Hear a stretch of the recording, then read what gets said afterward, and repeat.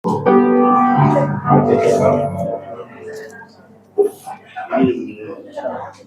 cek cek. Baik, saya ucapkan selamat pagi buat jemaat Geramata semuanya. Puji Tuhan, pada pagi hari ini kita kembali bisa berkumpul berjemaat, kita bisa memuji Tuhan bersama-sama, juga mempelajari kebenaran firman Tuhan. Baik, kita akan mulai acara berjemaat kita. Saya ajak jemaat untuk bangkit berdiri. Kita akan memuji Tuhan di nomor 41. Puji Yesus. Nomor 41.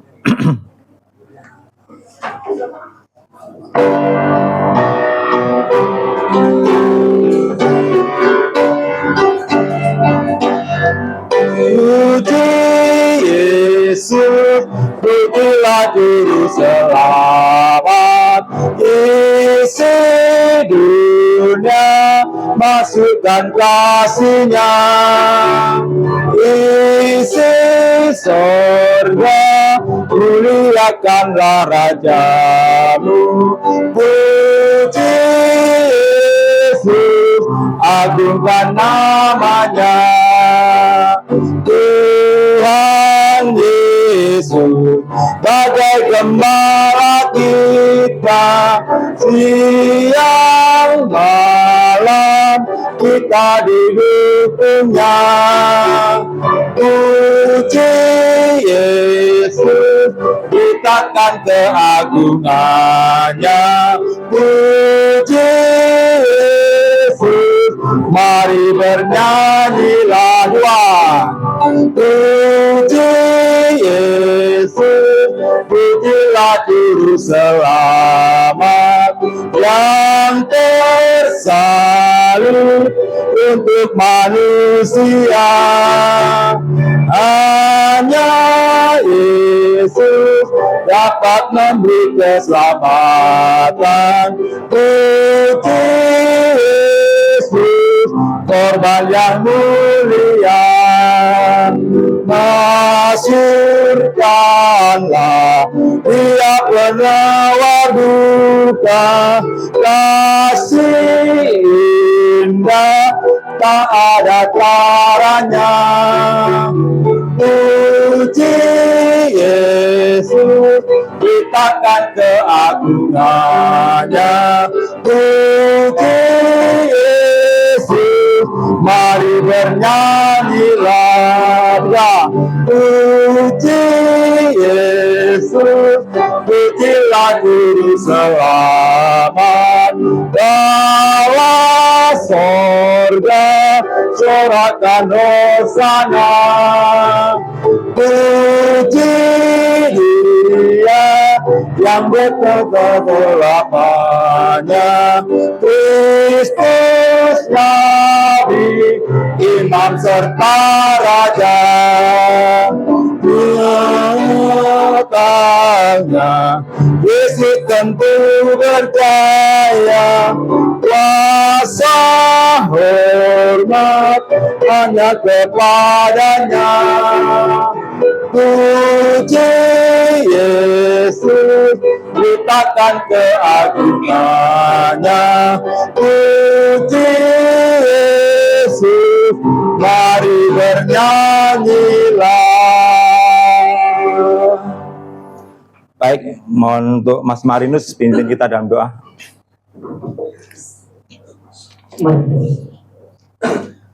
Bapak Saudara, kami bersyukur Tuhan penyertaan-Mu dan firman kami selama 1 minggu ini, di mana kami boleh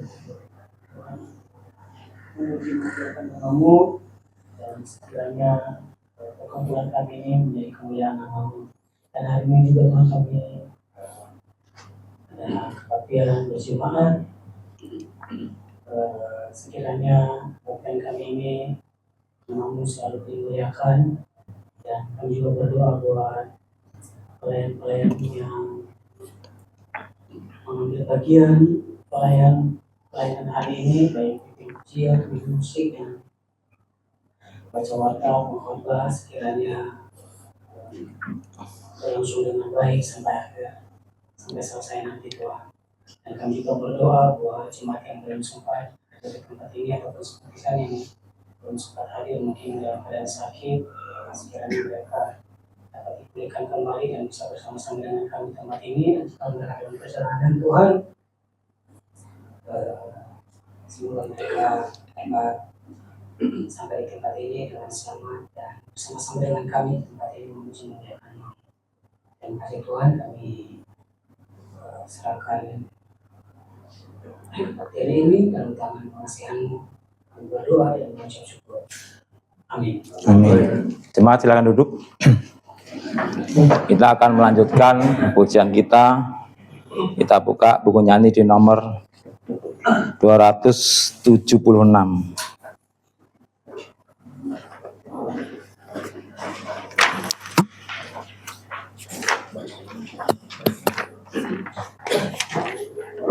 Mengikut Yesus keputusanku. Lagu ini sering kita dengar di waktu ada acara pembaptisan ya. Jadi mungkin kita bisa refleksi iman kita bahwa mengikut Yesus itu adalah keputusan kita. Kadang kalau yang masih muda-muda itu kalau masih ada orang tua ya tergantung orang tua ya kan. Kalau orang tua berangkat ikut berangkat, kalau orang tua nggak berangkat ya ikut orang. Tapi kalau di jemaat di tempat ini enggak ya. Kalau yang sudah mengakui iman, menyatakan diri, bergabung jadi anggota jemaat, tentu kita komitmen ya apa yang menjadi kesepakatan kita, walaupun misalnya orang tua nggak datang, istri nggak datang, kalau kita bisa datang kita harus luangkan waktu untuk bisa datang berjemaat, karena acara berjemaat ini sangat menguatkan iman kita ya. Kita bisa bertemu bertatap muka dengan saudara-saudara kita seiman. Baik, kita akan memuji nomor 276, mengikut Yesus keputusanku.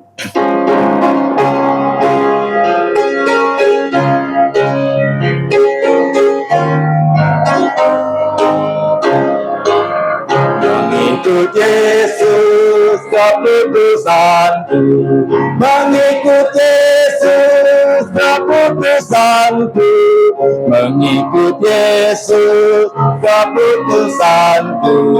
Ku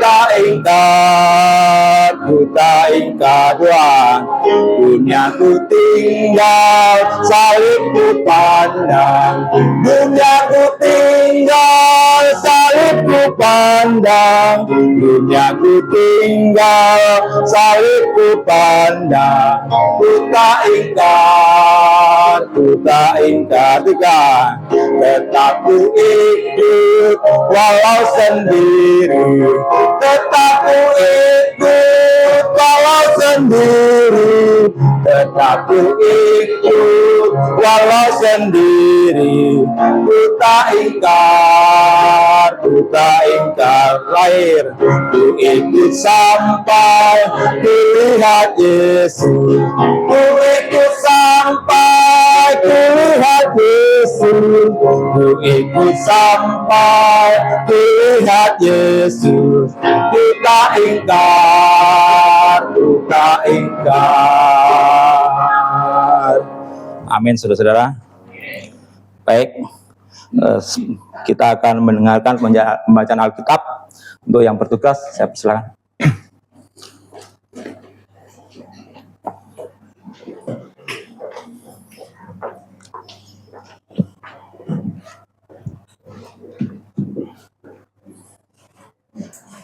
Selamat pagi Bapak Ibu jemaat sekalian. Pagi. Baik, kita akan baca firman Tuhan hari ini. Saya akan ajak jemaat untuk membuka atau melihat firman Tuhan yang saya ambil dari Mazmur 122 ayat 1 sampai 9. Ya, panjang. Mazmur 122 ayat 1 sampai 9. Dan kita akan baca karena ayatnya tidak terlalu panjang, kita akan baca bersama-sama.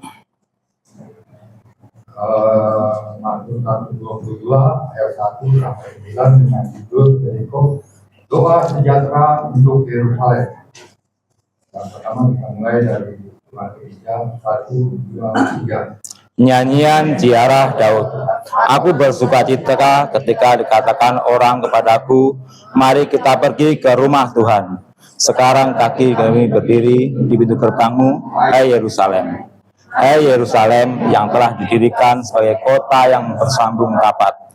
kemana suku-suku berziarah, yakni suku-suku Tuhan, untuk bersyukur kepada nama Tuhan sesuai dengan peraturan bagi Israel. Sebab di sanalah ditaruh kursi pengadilan, kursi-kursi milik keluarga Raja Daud. Berdoalah untuk kesetaraan Yerusalem, biarlah orang-orang yang mencintaimu mendapat sentosa. Biarlah kesejahteraan ada di lingkungan tembokmu, dan sentosa di dalam purimu.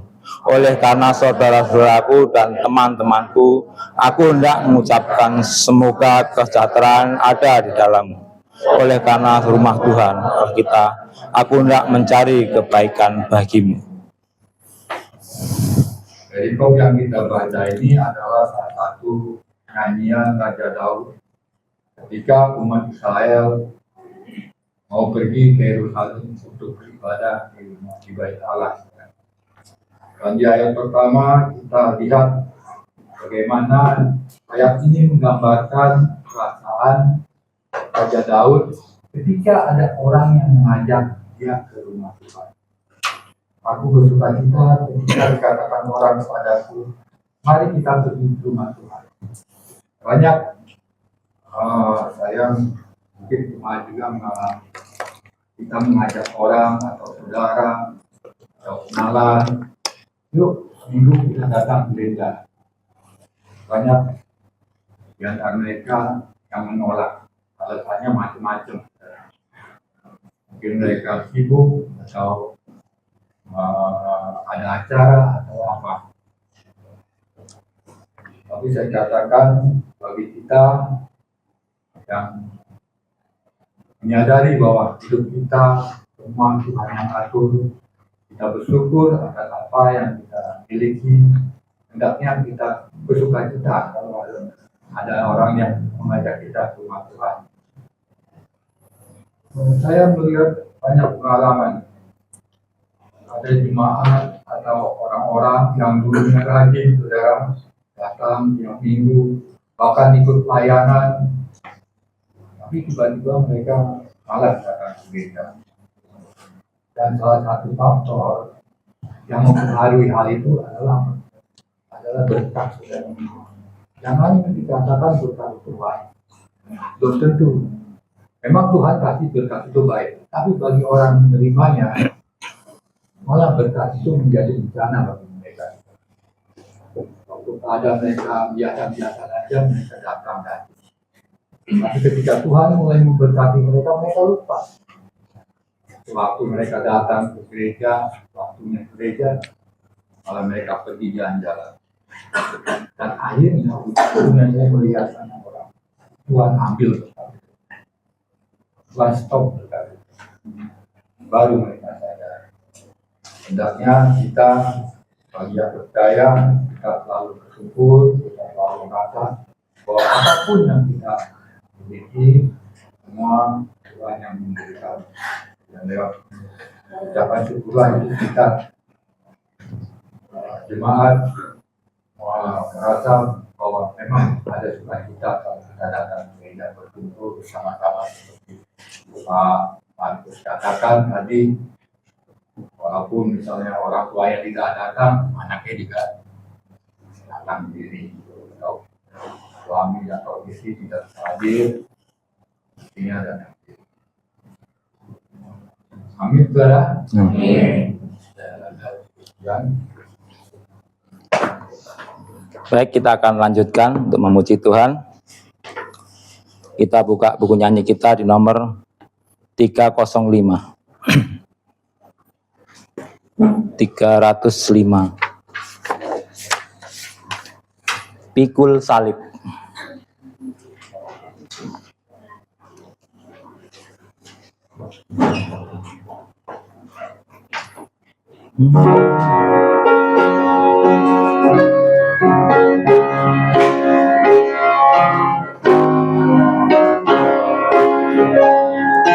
Maukah kau mengikut Yesus pikul salib, jalan terus dengan tulus pikul salib.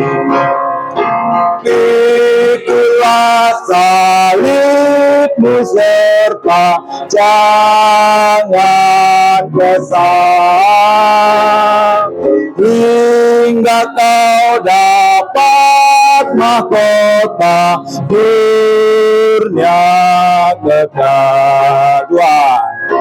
Tuhan minta kau setia pikul salib, jangan bimbang dan gelisah pikul salib.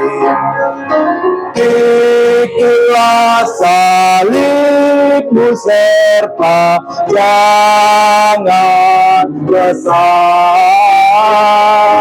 hingga kau dapat mahkota kurnia kekal. Walau hati jadi takut pikul salib, Yesus memalukan maut pikul salib. Pikulah salibmu serta jangan kesal,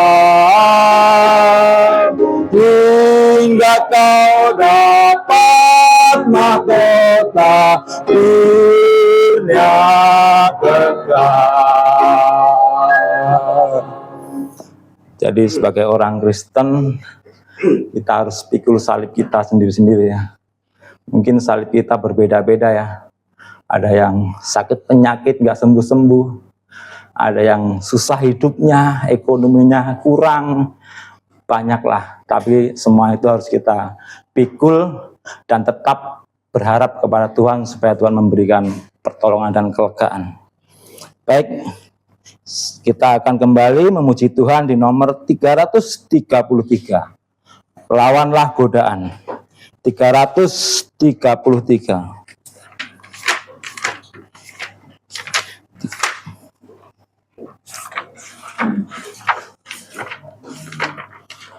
Kita nyanyikan ayat 1 dan kedua. Setelah itu kita akan mendengarkan kesaksian dari kaum pria.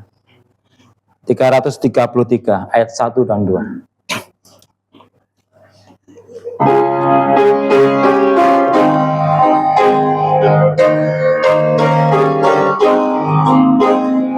Lawanlah godaan, jangan menyerah, biar kemenangan terus memberi jaya. Minta kekuatan dan terus berjuang, pandang pada Tuhan sampai engkau menang. Mintalah pada Tuhan agar kau dikuatkan, Yesuslah pertolongan sampai engkau menang. Tinggalkan semua lagu yang jahat, hormati namanya, janganlah sesat. Junjung kebenaran, hidup dalam terang, pandanglah ke Tuhan sampai engkau menang. Mintalah pada Tuhan agar kau dikuatkan, Yesuslah pertolongan sampai engkau menang. Amin. Baik, silakan untuk kaum pria.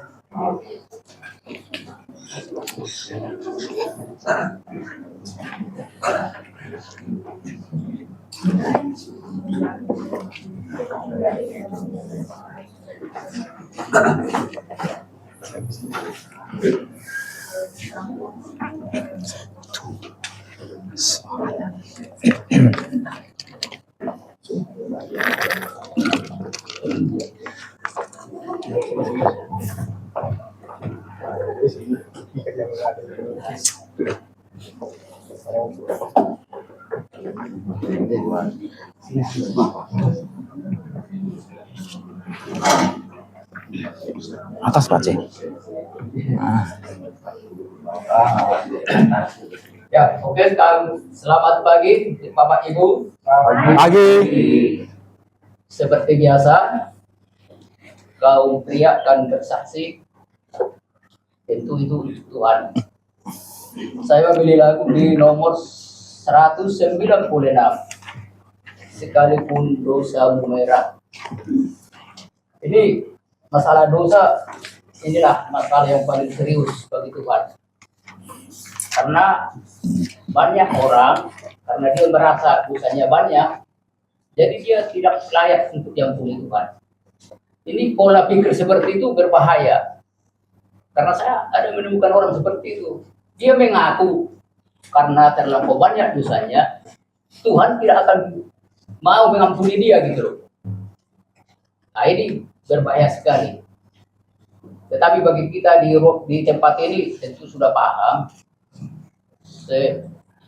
berapa banyak dosa kita. Kalau kita sudah mengaku orang berdosa, pasti Tuhan akan mengampuni. Setelah kita diampuni, pasti kita akan bersukacita.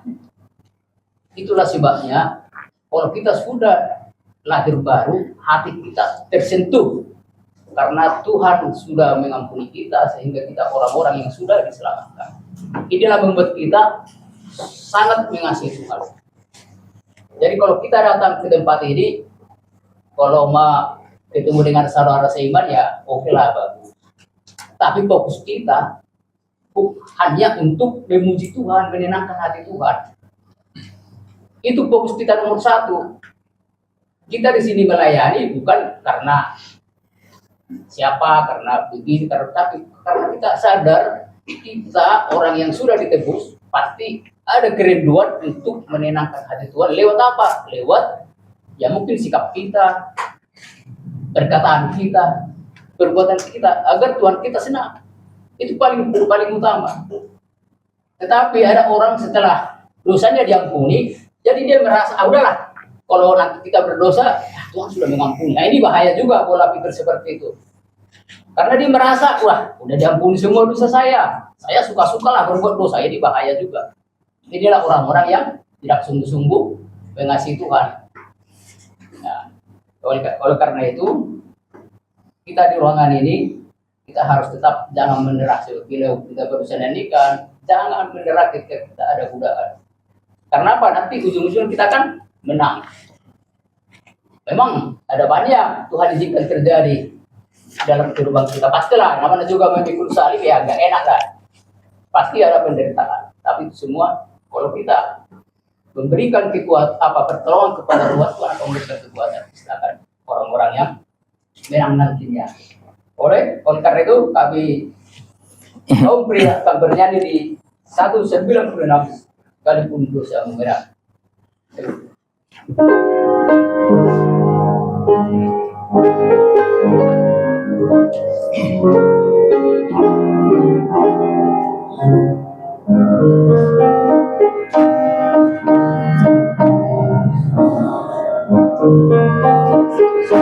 Sekalipun dosamu merah kan jadi seperti salju, sekalipun dosamu merah kan jadi seperti salju, walau merah bagai kumis kan jadi putih, sekalipun dosamu merah, sekalipun dosamu merah kan jadi seperti salju, kan jadi seperti salju.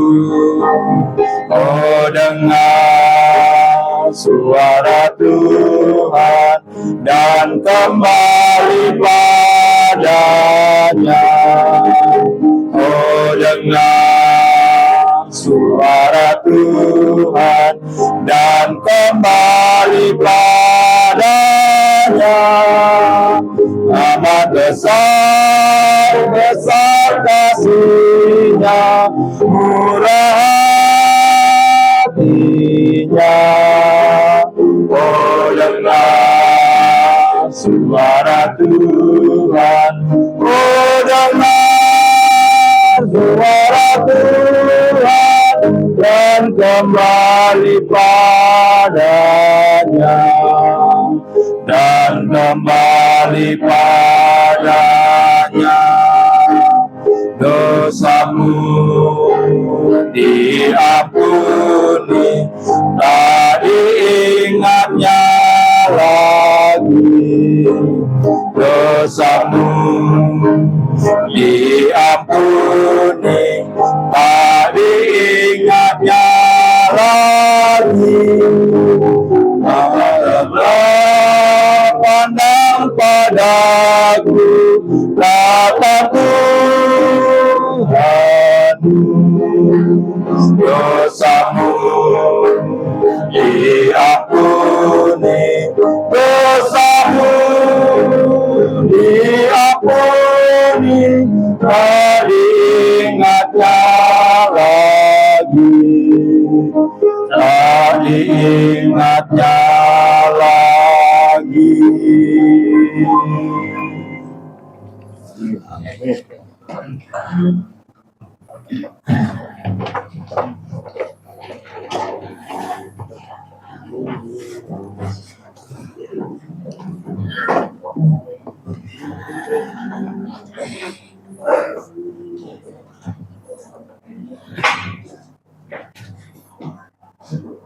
Baik, pujian yang sangat indah, dan kita akan melanjutkan juga nyanyian kita di nomor 333 ayat yang ketiga.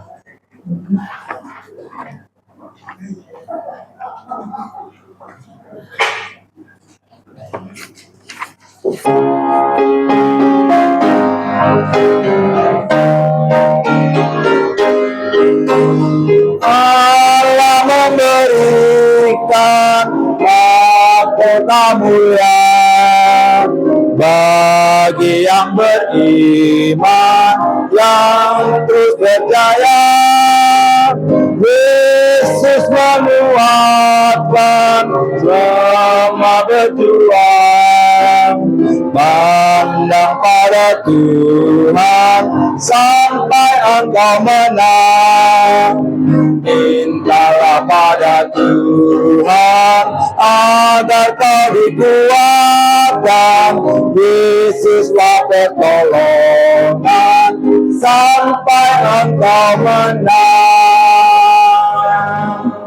Baik, selanjutnya untuk kesaksian para wanita, siap silakan.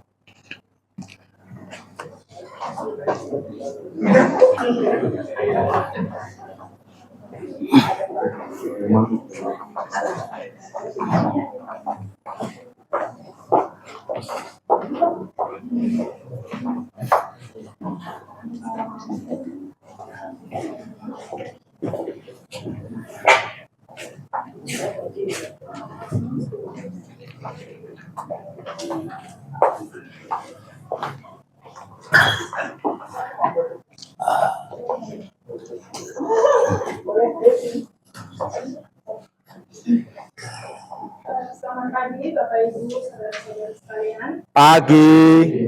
Hari ini kaum wanita akan bersaksi dari buku kita di nomor 303, Kurindu Hidup yang Tenang.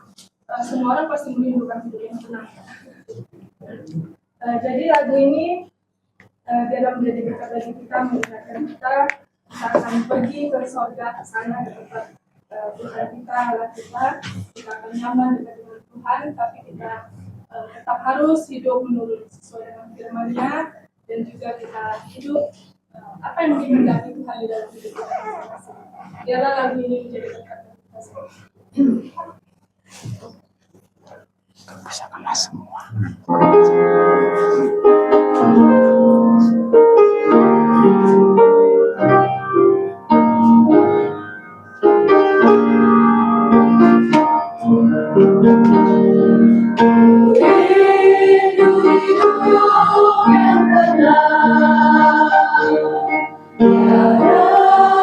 musuh yang menyerang. Alamat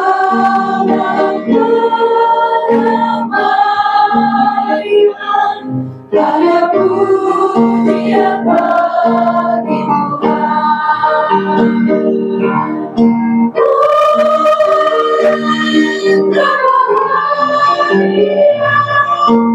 bila ku dapat bersama dapat yang selalu merindu yang mendekat Tuhanku. Setiap hariku berseru, ya Tuhan ingat aku,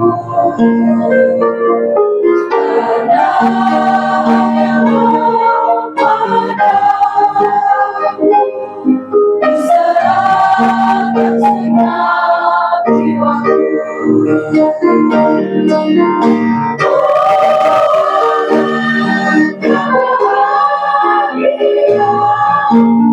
Bila ku dapat bersama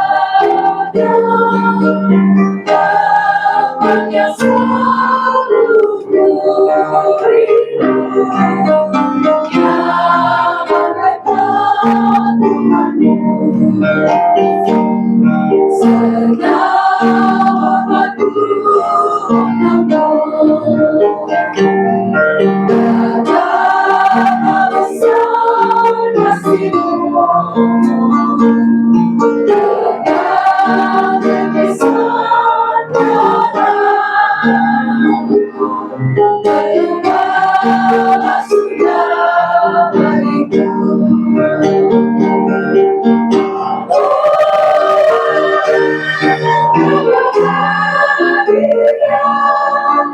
Bila ku dapat bersama dapat yang selalu Yang menang WO. Menang WO. alamat dekat Tuhan.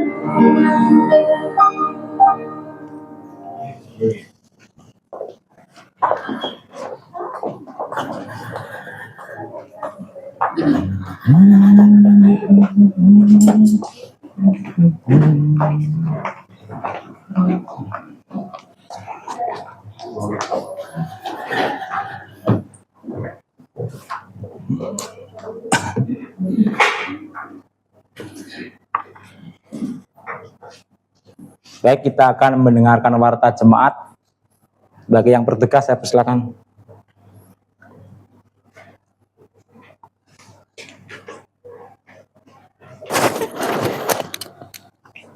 Tapi bahasa Indonesia.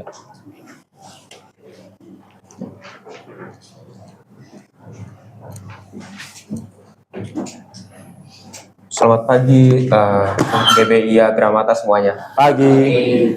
Saya akan membacakan warta mingguan. Harap semuanya untuk bisa menyaksikan dengan baik. Minggu 2 Agustus 2026, edisi ke 1366 tahun ke-26. Hari ini seusai kebaktian ada kelas latihan bernyanyi. Kelas ini terbuka bagi seluruh anggota jemaat maupun simpatisan. Yang kedua, untuk menyambut kemerdekaan negara kita tanggal 17 Agustus, kita mengadakan acara perlombaan 17-an di Gramata. Penanggung jawabnya adalah Ibu Suder. Yang ketiga, 25 Agustus bertempat di GITS, akan ada seminar tentang nubuat masa kini. Bagi jemaat yang ingin ikut, bisa list namanya di grup WhatsApp jemaat. Kemudian yang keempat, pendalaman Alkitab Pemuda-Pemudi Gramata atau disingkat PIPA akan diadakan pada tanggal 8 Agustus pukul 6 sore di kediaman Ibu Christine atau di rumah Saudara Johnson di Pondok Jagung. Pemuda-pemudi sekalian diundang untuk dapat mengikutinya. Untuk jadwal pelayanan minggu depan akan saya bacakan, adalah tanggal 9 Agustus 2026.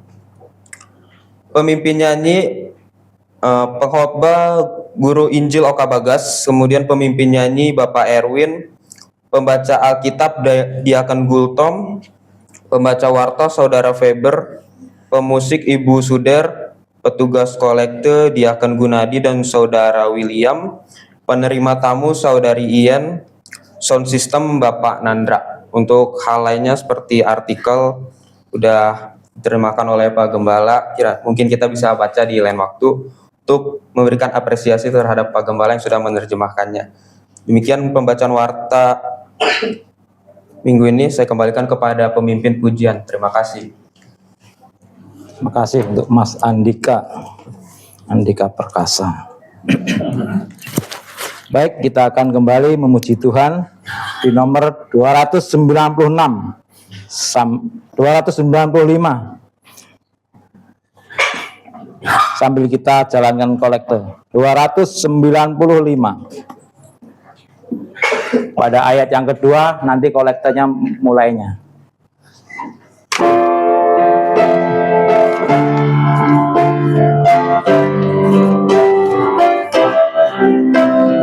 Di jalan hidup berliku-liku, banyak keluh dan kesah. Berilah terang di tempat gelap itu, hiburkan orang resah. Jadikan aku pancaran terang-Mu, juga pengantar berkat.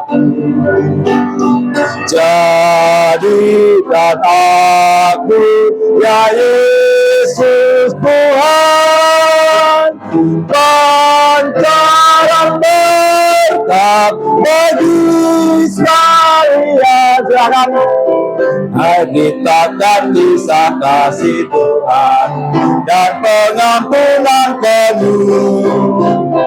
Pasti orang lain diyakinkan oleh kehidupanmu. Jadikan aku pancaran terang-Mu, juga pengantar berkat-Mu. Jadikan aku, ya Yesus Tuhan, pancaran berkat bagi sekalian. Bila sebanyak diberikan Tuhan, Yesus teladan mulia. Tulus ikhlaslah di pertolongan, dalam tugasmu setia. Jadikan aku pancaran terang-Mu, juga pengantar berkat-Mu. Jadikan aku, ya Yesus Tuhan, pancaran berkat bagi sekalian. Baik, silakan.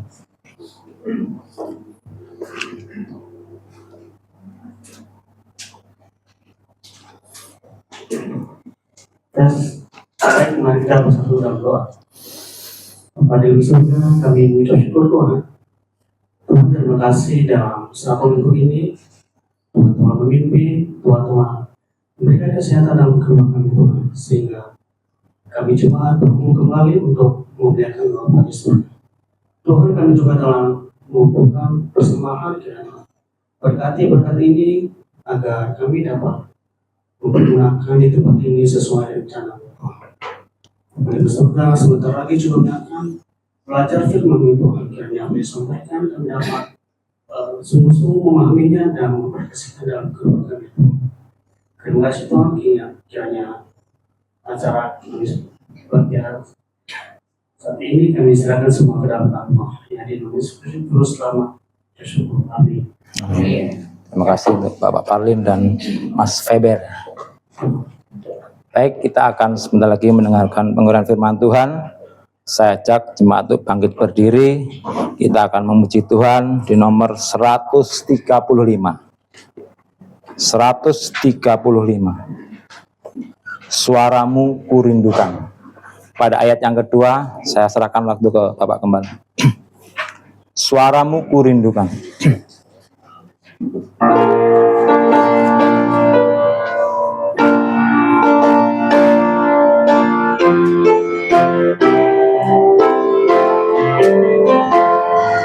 Suaramu kurindukan,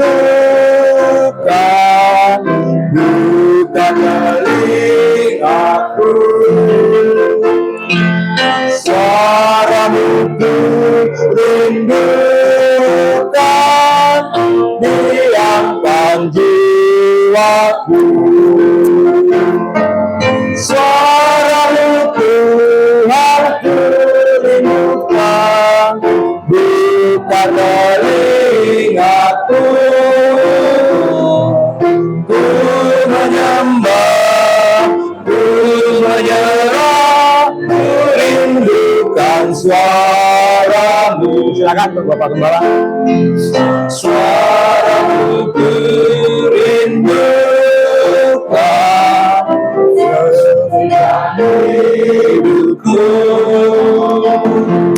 Suaramu ku rindukan, kuatkan hamba-Mu. Suaramu Tuhan ku rindukan, buka telingaku. Ku menyembah, ku menyerah, ku rindukan suaramu. Tiga. Suaramu ku rindukan, hatiku milikmu. Suaramu ku rindukan, terimalah diriku. Suaramu Tuhan. Suaramu Tuhan ku rindukan, buka telingaku. Ku menyembah, ku menyerah, ku rindukan suaramu. Amin. Baik Bapak Ibu Saudara-saudari, dipersilahkan dulu.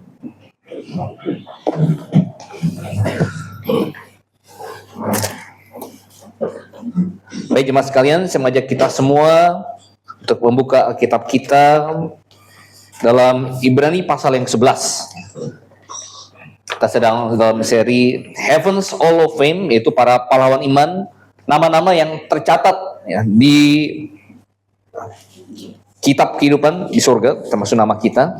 Tetapi mereka tercatat sebagai para pahlawan iman ya, saksi-saksi iman. Kita sampai di tokoh yang bernama Yusuf.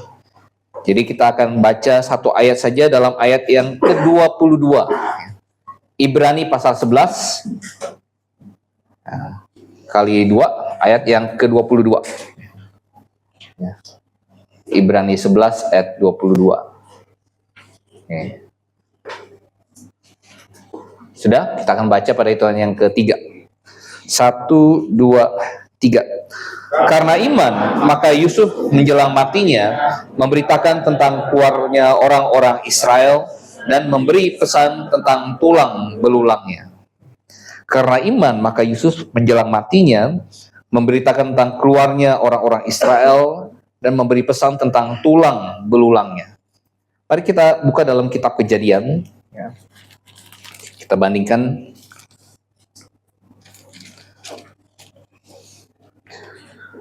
Kejadian pasal yang ke-50. Kita baca dari ayat 22 sampai ayat yang ke-26. Kejadian 50 ayat 22 sampai 26.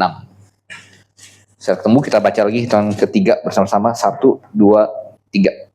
Adapun Yusuf, ia tetap tinggal di Mesir beserta kaum keluarganya dan Yusuf hidup 110 tahun. Jadi Yusuf sempat melihat anak cucu Efraim sampai keturunan yang ketiga, juga anak-anak Makir, anak Manasye lahir di pangkuan Yusuf. Berkatalah Yusuf kepada saudara-saudaranya, "Tidak lama lagi aku akan mati. Tentu Allah akan memperhatikan kamu dan membawa kamu keluar dari negeri ini, ke negeri yang telah dijanjikannya dengan sumpah kepada Abraham, Ishak, dan Yakub." Lalu Yusuf menyuruh anak-anak Israel bersumpah, katanya, "Tentu Allah akan memperhatikan kamu. Pada waktu itu kamu harus membawa tulang-tulangku dari sini." Kemudian matilah Yusuf berumur 110 tahun. Mayatnya dirempah-rempahi dan ditaruh dalam peti mati di Mesir. Mari kita berdoa. Bapa di dalam surga, sungguh kami mengucap syukur untuk catatan peristiwa-peristiwa yang dialami oleh orang-orang kudus dalam perjanjian lama, mereka yang memelihara iman dan juga yang hidup dan mati dengan iman. Kiranya kami dapat mencontoh juga menarik pelajaran daripada kisah hidup mereka, ya Bapak. Itu dapat menjadi pelajaran-pelajaran rohani yang berharga bagi kami semua. Kiranya Engkau pimpin kami berdoa di dalam nama Tuhan kami Yesus Kristus. Amin. Bapak, Ibu, saudara-saudari yang saya kasih dalam Tuhan, tidak mudah untuk menentukan mana bagian dalam peristiwa hidup seseorang yang dianggap berharga di hadapan Allah. Kalau kita membaca kisah Yusuf, kita mendapatkan ada begitu banyak peristiwa yang luar biasa yang terjadi dalam hidup Yusuf. Bagaimana ia dijual oleh saudaranya, ditaruh dalam sebuah sumur yang kering, tapi ia tidak membenci saudaranya. Bagaimana kemudian Yusuf digoda oleh tante Potifar, tapi ia tidak tergoda. Bagaimana kemudian Yusuf jebloskan dalam penjara, tetapi ia tidak mengeluh. Bagaimana kemudian Yusuf menjadi seorang penafsir mimpi Firaun, dan kemudian diangkat menjadi seorang perdana menteri dalam Tuhan, berkuasa atas Mesir. Bagaimana Yusuf kemudian menyelamatkan Mesir dari 7 tahun kelaparan. Namun, di antara semua catatan peristiwa-peristiwa yang bagi kita itu adalah peristiwa yang menunjukkan iman Yusuf yang luar biasa. Digoda oleh tante Poti, dia lari. Dia sangat beriman. Namun ternyata Roh Kudus menyebutkan satu peristiwa yang tidak tercatat, yang seperti kita kenal pada umumnya itu. Roh Kudus justru memberitahu kepada Paulus, catat yang ini Paulus, tentang Yusuf. Yaitu sebelum mati, Yusuf memberitakan tentang keluarnya orang-orang Israel dan memberi pesan tentang tulang belulangnya. Justru pesan Yusuf tentang tulang belulangnya akan diapakan nanti setelah dia mati. Justru itu dianggap oleh Roh Kudus sangat penting ketimbang peristiwa-peristiwa Yusuf yang lainnya itu. Nah, mengapa dalam Tuhan? Nah, itu akan kita pelajari ya, pada siang hari ini. Dan ini memberitahu pada kita bahwa terkadang apa yang kita pikir, wah ini peristiwa yang membuat dia hebat ya, sebagai seorang pahlawan iman. Tapi sebenarnya di hadapan Tuhan belum tentu. Apa yang kita kira hebat di hadapan Tuhan belum tentu.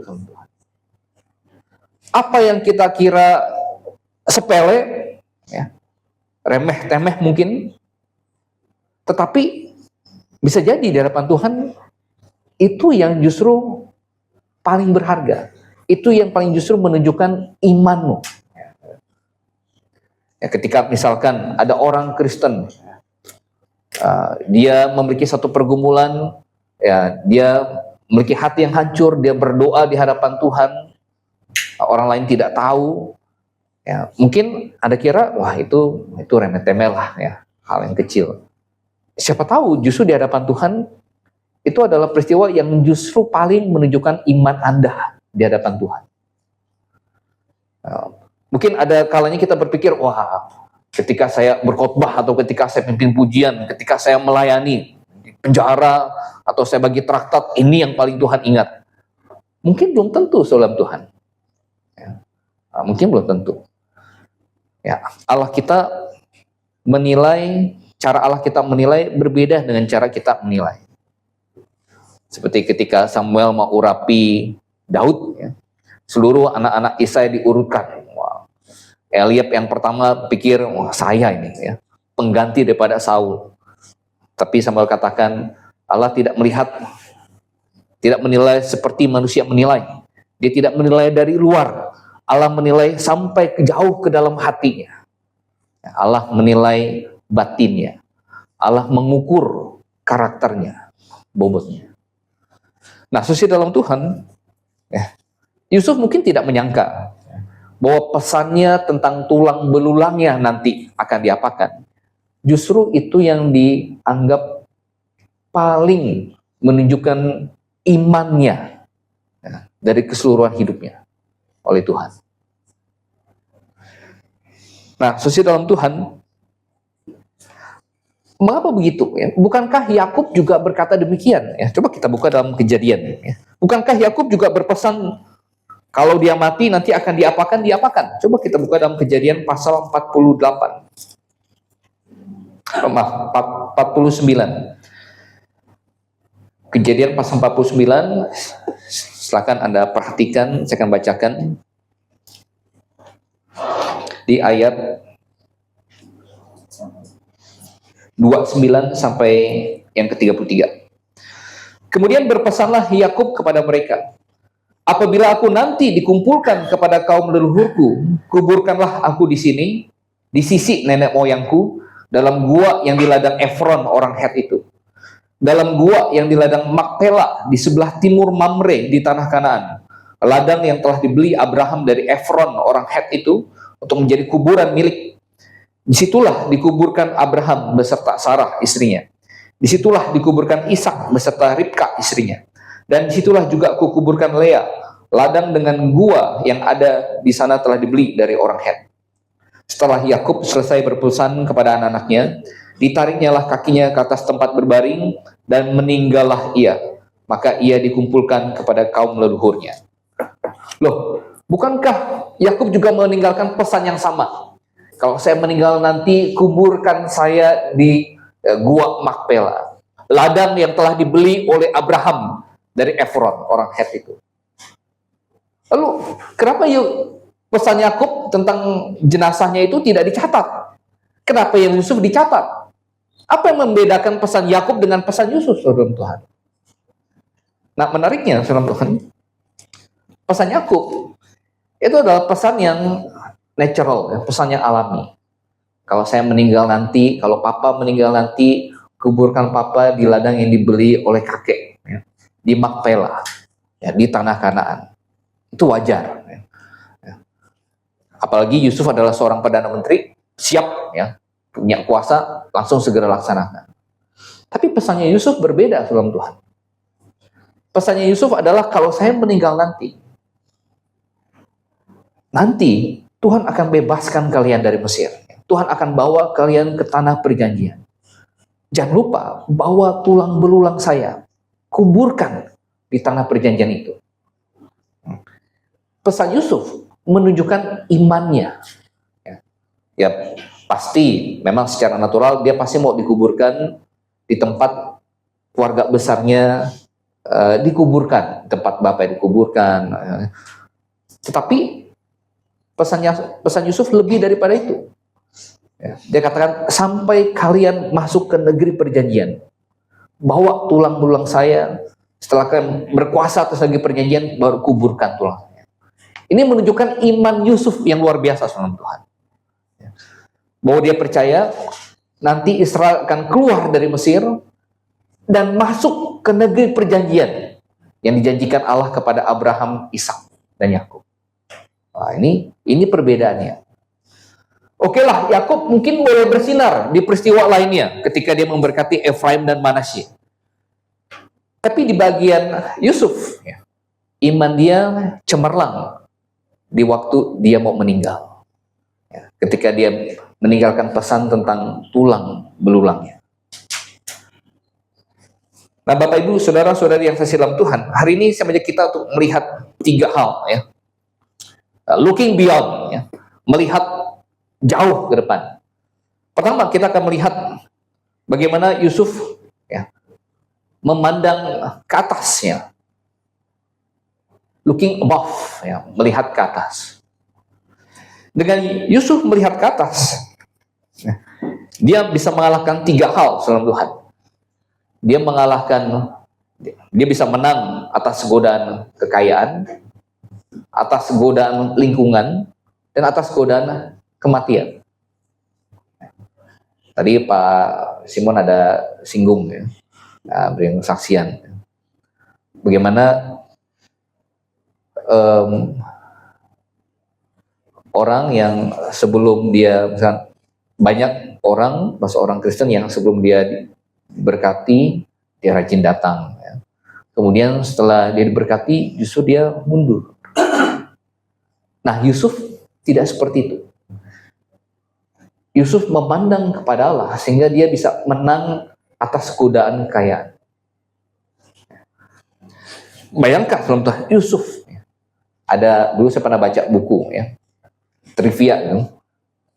Sebutkan orang terkuat yang tercatat dalam Alkitab. Ya. Siapa orang terkuat yang tercatat dalam Alkitab? Ya. Simpson? Ya, salah ya, saya juga dulu ya Simpson. Ya. Jawabannya adalah Yusuf. Ya. Kenapa? Karena Yusuf seorang mangku bumi. Bayangkan, dia bisa mangku bumi. Bumi dipangku, ya, Yusuf. Dia bisa menang atas godaan kekayaan. Seorang mangku bumi, perdana menteri, Tuhan. Di mana Firaun berkata, kelebihanku daripada engkau hanya tahta ini saja. Semua yang ada di negeri ini adalah milikmu. Hanya tahta ini saja pengecualiannya. Orang kedua setelah Firaun. Apa yang dia inginkan pasti terjadi, Tuhan. Apa yang dia inginkan pasti dia dapatkan. Soal kekayaan tidak diragukan lagi. Ya. Dia pasti sangat kaya. Tetapi Tuhan, puji syukur kepada Tuhan bahwa ada orang-orang yang mereka Tuhan percayakan kekayaan, tetapi Tuhan juga tolong untuk pelihara iman mereka. Yusuf adalah salah satunya. Nanti kita mau ada lomba 17-an. Kita mau berdoa semoga dikasih pinjam lagi lapangan sepak bola di depan ya, kaki. Nah, biasanya salah satu dalam lomba 17-an itu ada lomba bawa air gitu ya. Bawa air misalkan dalam mangkok atau gelasnya, sampai tumpah kemudian tuang ke ember situnya ya. Kita paling gampang bawa air kalau apa? Ya. Kalau gelasnya besar, misalkan airnya cuma 5 tetes gitu ya. Wow, kita mau lari-lari kayak mau gini nggak takut jatuh ya. Ya. Tapi ya nggak bakal cepat menang ya. Makanya kita mau supaya cepat menang, ambil airnya full. Ambil airnya full, tapi apa konsekuensinya? Konsekuensinya kita tidak bisa lari-lari. Kita mesti bawanya hati-hati. Nah, sama dalam Tuhan. Berapa banyak orang bisa membawa air yang full dalam sebuah mangkok atau gelas tanpa menumpahkannya? Tidak banyak. Ya. Anda tangkap maksud saya. Ya. Yusuf, ya. Cawannya full. Tetapi, ya, berkat pertolongan Tuhan, dia tidak menumpahkannya. Berapa banyak orang yang tergoda, makanya kemudian akhirnya melupakan Tuhan. Nah, tapi Yusuf tidak. Nah, sosial dalam Tuhan, memang Yesus ada katakan, adalah lebih mudah bagi seekor unta masuk ke dalam lubang jarum ketimbang seorang kaya masuk ke dalam kerajaan surga. Tapi Tuhan bilang, ya bagimu mustahil kalau begitu Tuhan, kata murid-murid. Tidak ada orang masuk surga. Tapi Tuhan bilang, ya, bagi Allah tidak ada yang mustahil. Ya. Ada orang-orang yang Tuhan berkati, tapi di satu sisi mereka punya iman yang tulus, ya. Mereka punya iman yang terjaga, mereka punya iman yang bersinar seperti Yusuf. Mereka bisa berkata seperti Paulus, aku tahu apa itu kekurangan, aku tahu apa itu kelimpahan. Mereka bisa menjadi orang seperti Yusuf dari Arimatea yang kasih gua kuburannya kepada Yesus. Tapi dia juga saleh, ya. Dia juga taat. Nah, saudara dalam Tuhan, ya, Yusuf, ya, karena dia memandang kepada Allah, ya, dia bisa menang atas godaan kekayaan. Godaan kekayaan. Ya, sebagian besar daripada orang mungkin akan diuji, ya, dengan ujian kekurangan. Ya, kekurangan, tadi Pak sebenarnya ada singgung, ya, ekonomi kurang. Tapi di satu sisi, ya, ketika diuji kekurangan, kemudian dia bisa mengalahkan itu, godaan atau ujian itu dengan berkata, Tuhan, saya akan belajar mencukupkan diri. Saya akan belajar mengucap syukur. Saya akan belajar misalkan mengubah gaya hidup saya. Saya akan belajar untuk menata atau memanage keuangan dengan lebih baik. Tapi ada juga orang yang Tuhan uji dengan kekayaan. Dan dia harus buat Tuhan, tambahkan saya hikmah. Buat hati saya setia. Jangan ini kemudian menyimpangkanku daripada daripada Engkau. Nah, sesuai dalam Tuhan, ya Yusuf, ya puji Tuhan, ya berhasil mengalahkan godaan itu. Ya, dia menang Allah, dia menjadi seorang perdana menteri. Ya, tetapi, ya ia tetap mengingat bahwa itu semua adalah pemberian Tuhan dan bukan itu, ya yang menjadi fokus utama dia. Kemudian kita lihat lagi dalam Tuhan, Yusuf juga menang atas godaan dari lingkungannya. Ya. Bayangkan, dia orang Israel di tengah-tengah bangsa Mesir yang adalah bangsa penyembah berhala. Waktu 2 minggu lalu, Pinjil Servan ada khotbah, ya. Bangsa Mesir itu bangsa penyembah berhala. Ya. Bahkan ada pepatah, mereka menyembah apa yang mereka tanam di kebun mereka sendiri. Ada yang menyembah bawang, ada yang menyembah apa, ya, disembah oleh bangsa Mesir. Satu-satunya orang Israel, satu-satunya orang yang tahu dan mengenal Allah Yehova yang benar hanya Yusuf di situ. Hanya Yusuf. Tetapi dalam Tuhan, apa yang dilakukan oleh Yusuf? Ya. Apa Yusuf? Nggak ada orang lihat. Apalagi istri gue anak dari Imam Dion, ya. Udah sekali datang ke kuil Dewara menyembah matahari. Oh tidak, ya. Tidak ada orang yang mengenal Allah Yehova selain Yusuf di situ. Tetapi dia bertahan, Tuhan. Tidak ada pengkhotbah di situ. Tidak ada nabi. Ya, Musa belum lahir. Tidak ada saudara-saudari seiman Yusuf di situ, di Mesir. Tapi Yusuf tetap bertahan. Ini sama seperti dia bertahan di tengah-tengah rumah tangganya Potifar. Ini menunjukkan apa, Tuhan? Ini menunjukkan Yusuf terlatih dari kecil. Ya. Imannya, kesuciannya, kekudusannya terlatih dari kecil. Sehingga ketika Tuhan tempatkan dia di Mesir, meski tidak ada orang yang seiman lainnya dengan dia, kecuali dia sendiri, dia bisa tidak terpengaruh. Ya.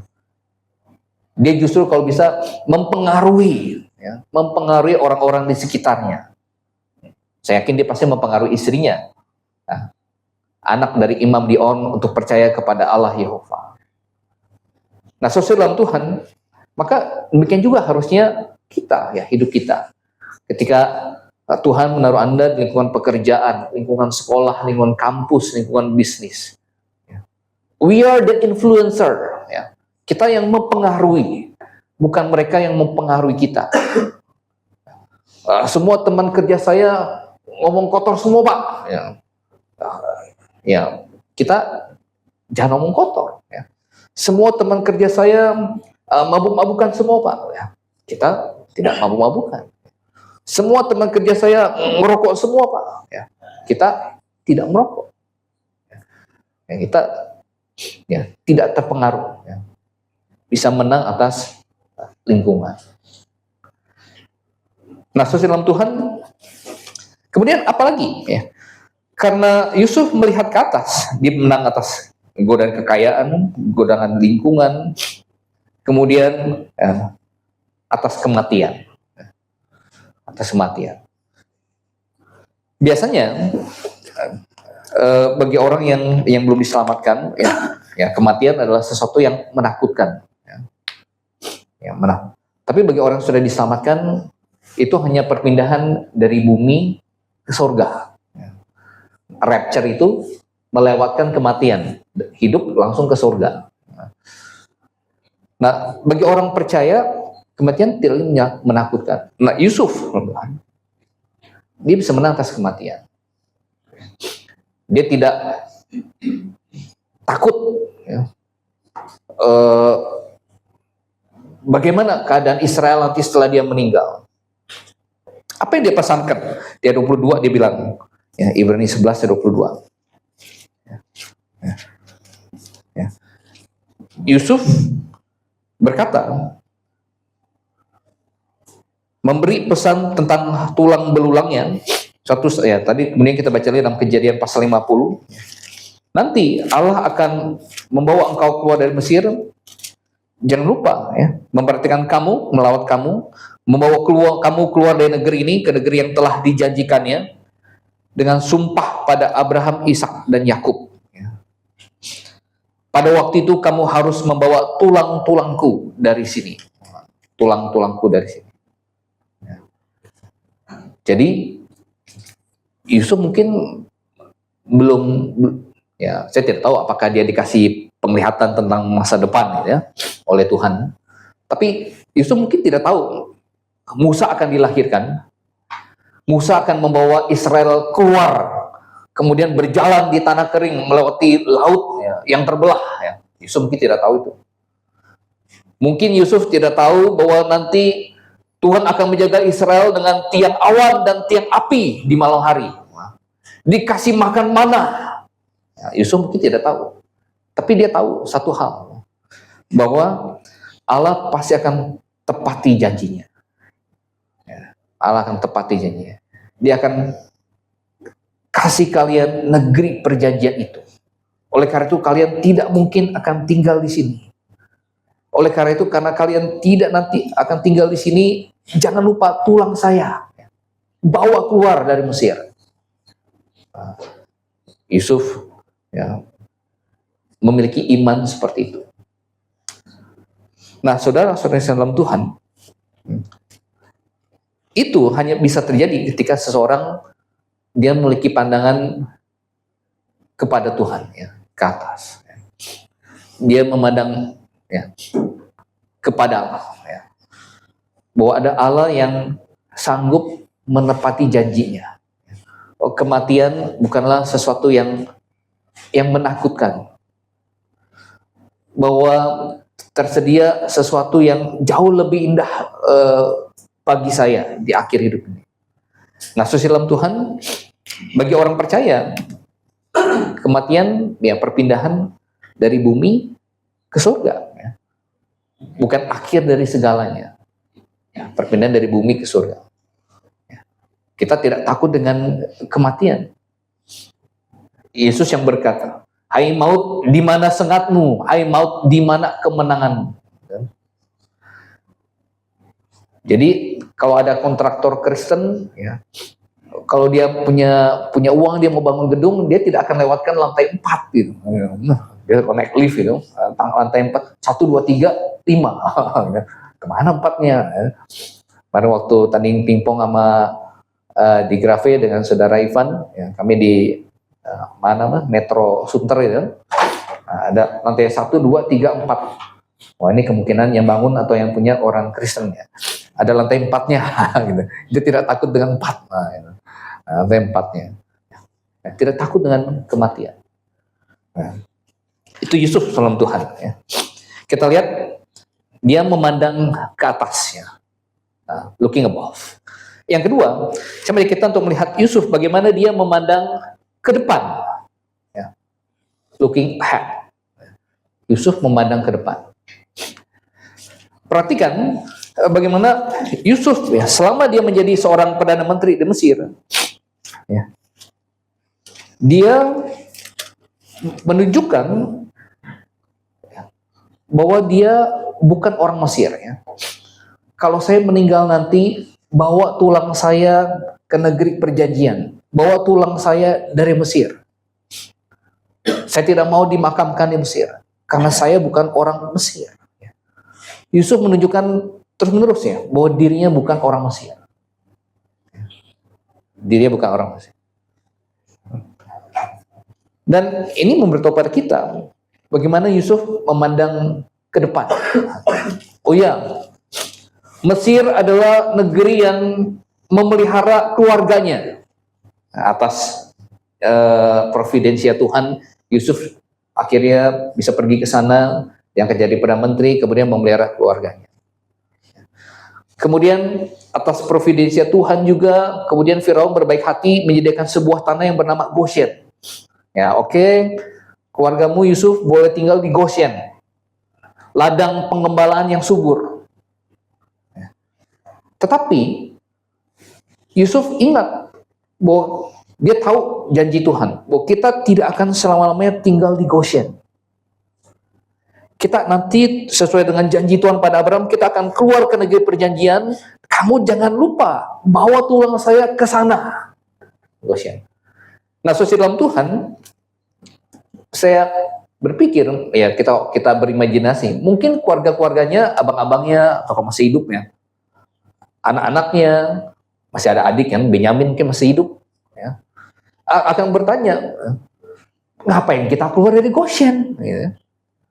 Kita sudah enak di sini, ya. Udah enak di Goshen, ya. Disediakan segala macam, kamu jadi perdana menteri. Ya. Kita keluar dari Goshen, kemudian kita pergi ke Kanaan, kita malah ribut dengan bangsa Kanaan, gitu. Ngeributin tanah. Ya. Apa mereka mau kasih kita berjengkal-jengkal? Nggak mungkin ya. Kita ngeributin tanah sejengkal. Di sini kita sudah punya tanah sendiri di Goshen. Ngapain kita keluar dari Goshen? Ya. Tetapi Yusuf berpesan, ya, kita bukan orang Mesir. Ya. Kita disediakan sebuah tempat yang dijanjikan oleh Tuhan. Atau ya, Yusuf beriman belum Tuhan? Atau andaikan keturunan orang Israel di Mesir, mereka mau keluar dari Mesir pun setelah Yusuf tidak ada, kemudian kalau Firaun tidak mengizinkan, mampu mereka mengalahkan Mesir? Ya, tidak akan bisa. Mereka bisa mengalahkan Mesir pada waktu itu hanya karena Tuhan tolong lewat Musa. Lalu bagaimana caranya mereka bisa ke tanah perjanjian itu? Kenapa kita tidak jadi orang Mesir saja, Yusuf? Oh, tapi Yusuf beriman, Tuhan. Entah bagaimana caranya, tapi nanti kita akan keluar.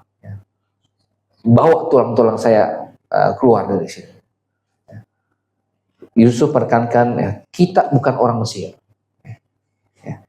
Kita orang Israel, ya, orang yang dijanjikan oleh Tuhan. Nah, sama saudara dalam Tuhan. Begitu pula kalau kita terapkan aplikasi ini dalam pertama secara korporat, ya, secara berjemaah. Ya. Gereja harus berbeda dari dunia. Ya. Gereja harus berbeda dari dunia. Ya, di satu sisi dia ada dua ekstrim, ya. Di satu sisi gereja harus berbeda dari dunia. Ada kelompok yang kemudian mengisolasi dirinya, seperti kaum Emis. Ya. Kemudian para petapa Kristen. Ada gereja yang saya mau mengisolasi diri dari dunia, kemudian saya ada masukkan dalam warta, ya, Anselm, kemudian menerbitkan sebuah artikel untuk hidup selibat di dalam gereja Roma Katolik. Terpisah dari dunia. Yang sebenarnya justru Tuhan larang ya. Karena syarat dari seorang pastor, apa syarat dari seorang pastor? Ya, coba kita buka di dalam 1 Timotius pasal yang ketiga. 1 Timotius pasal yang ketiga. Mari kita baca di ayat yang kedua ya. 1 Timotius pasal yang ketiga yang kedua. Ya. Kita baca 1, 2, 3. Karena itu pendiri jemaat haruslah seorang yang tak bercacat, suami dari satu istri, dapat menahan diri, bijaksana, sopan, suka memberi tumpangan, dan cakap mengajar orang. Ya. Jadi penilik jemaat, ini presbiter, itu sama dengan jabatan penatua, sama dengan jabatan gembala. Ya, kita mengajarkan penilik, penatua, gembala, itu sama. Coba kita buka dalam Kisah Rasul pasal 20. Kisah Rasul pasal 20.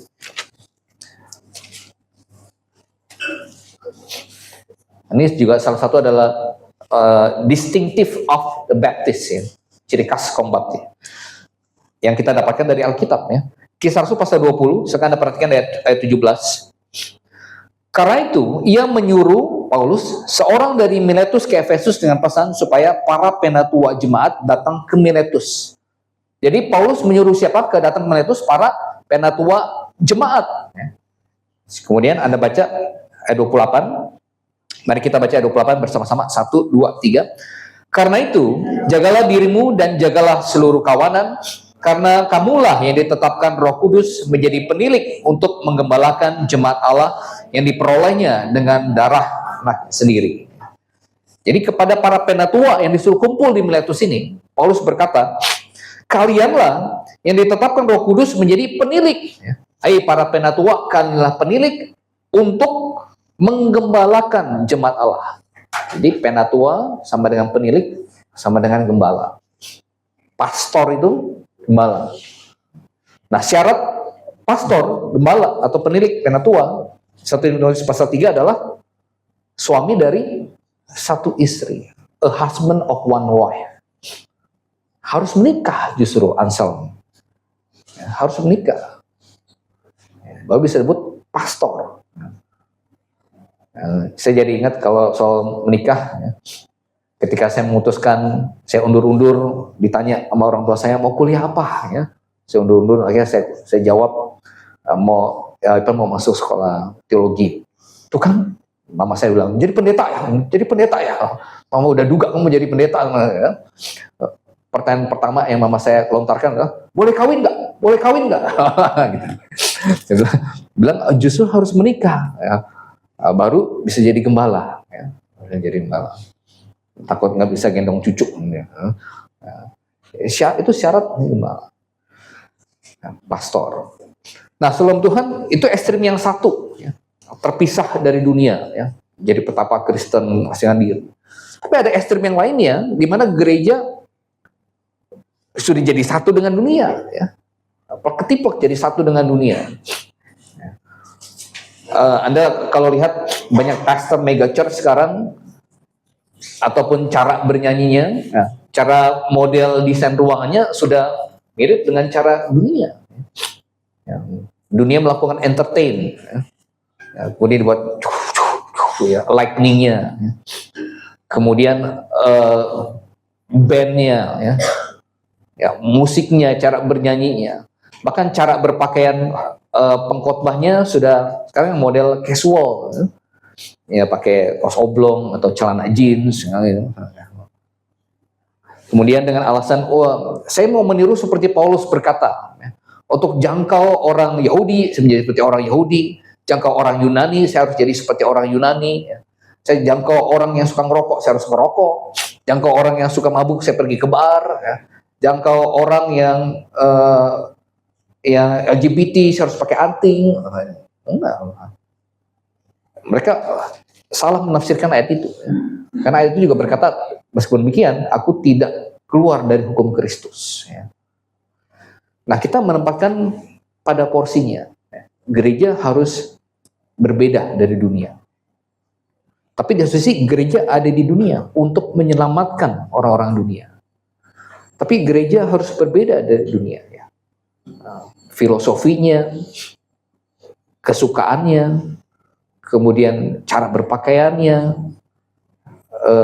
cara bicaranya berbeda.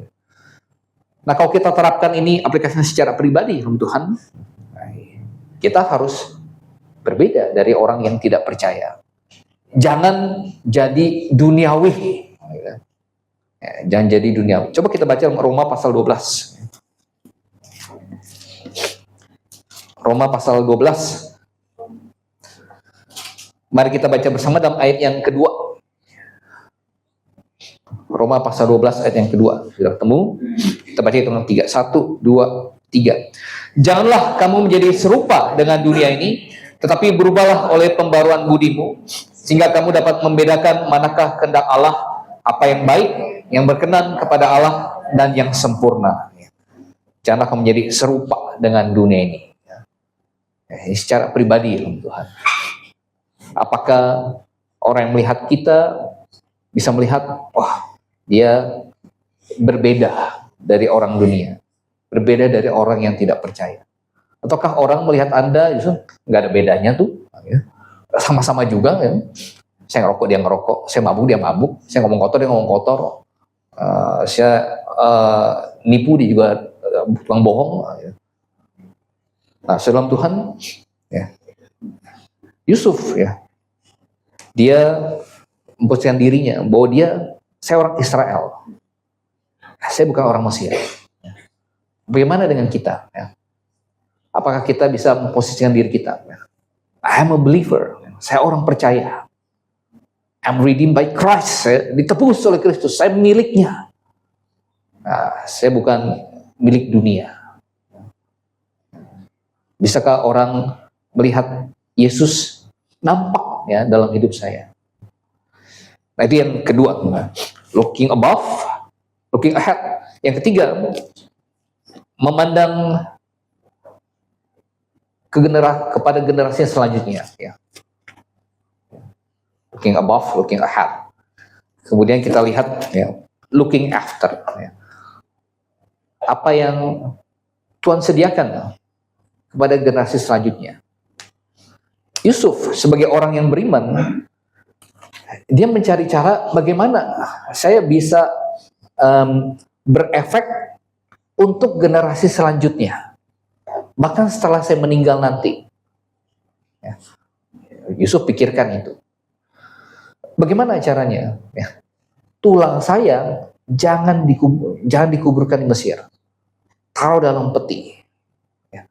Bagaimana tulang Yusuf bisa berefek kepada generasi selanjutnya? Sehingga saudara Tuhan, caranya adalah kalau generasi Israel selanjutnya mereka hidup makmur, kemudian mereka mulai tergoda, ayo kita mengawinkan dengan wanita Mesir, ayo kita tinggal jadi warga negara Mesir, ayo kita jadi orang Mesir. Gitu. Mereka akan lihat peti mati Yusuf dan tulangnya di situ. Tulang Yusuf masih di sini, petinya masih di sini.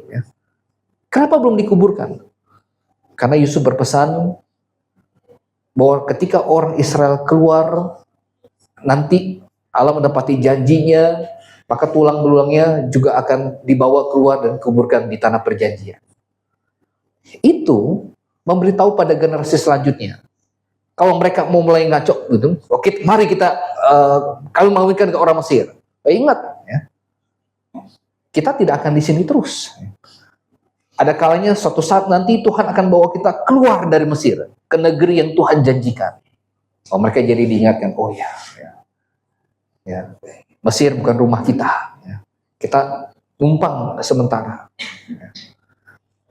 Tapi di satu sisi, ketika misalkan orang Israel justru ditindas oleh Firaun yang tidak mengenal Yusuf, ya, mereka disuruh buat gala-gala, buat batu bata, segala macam. Mereka mengeluh kepada Tuhan. Kemudian mereka melihat peti mati Yusuf dan tulang-tulangnya di dalamnya. Mereka ingat apa? Lihat, ya, tulangnya Yusuf masih di sini. Dia pernah kasih pesan bahwa nanti Allah akan melawat kita, Allah akan bawa kita keluar dari Mesir.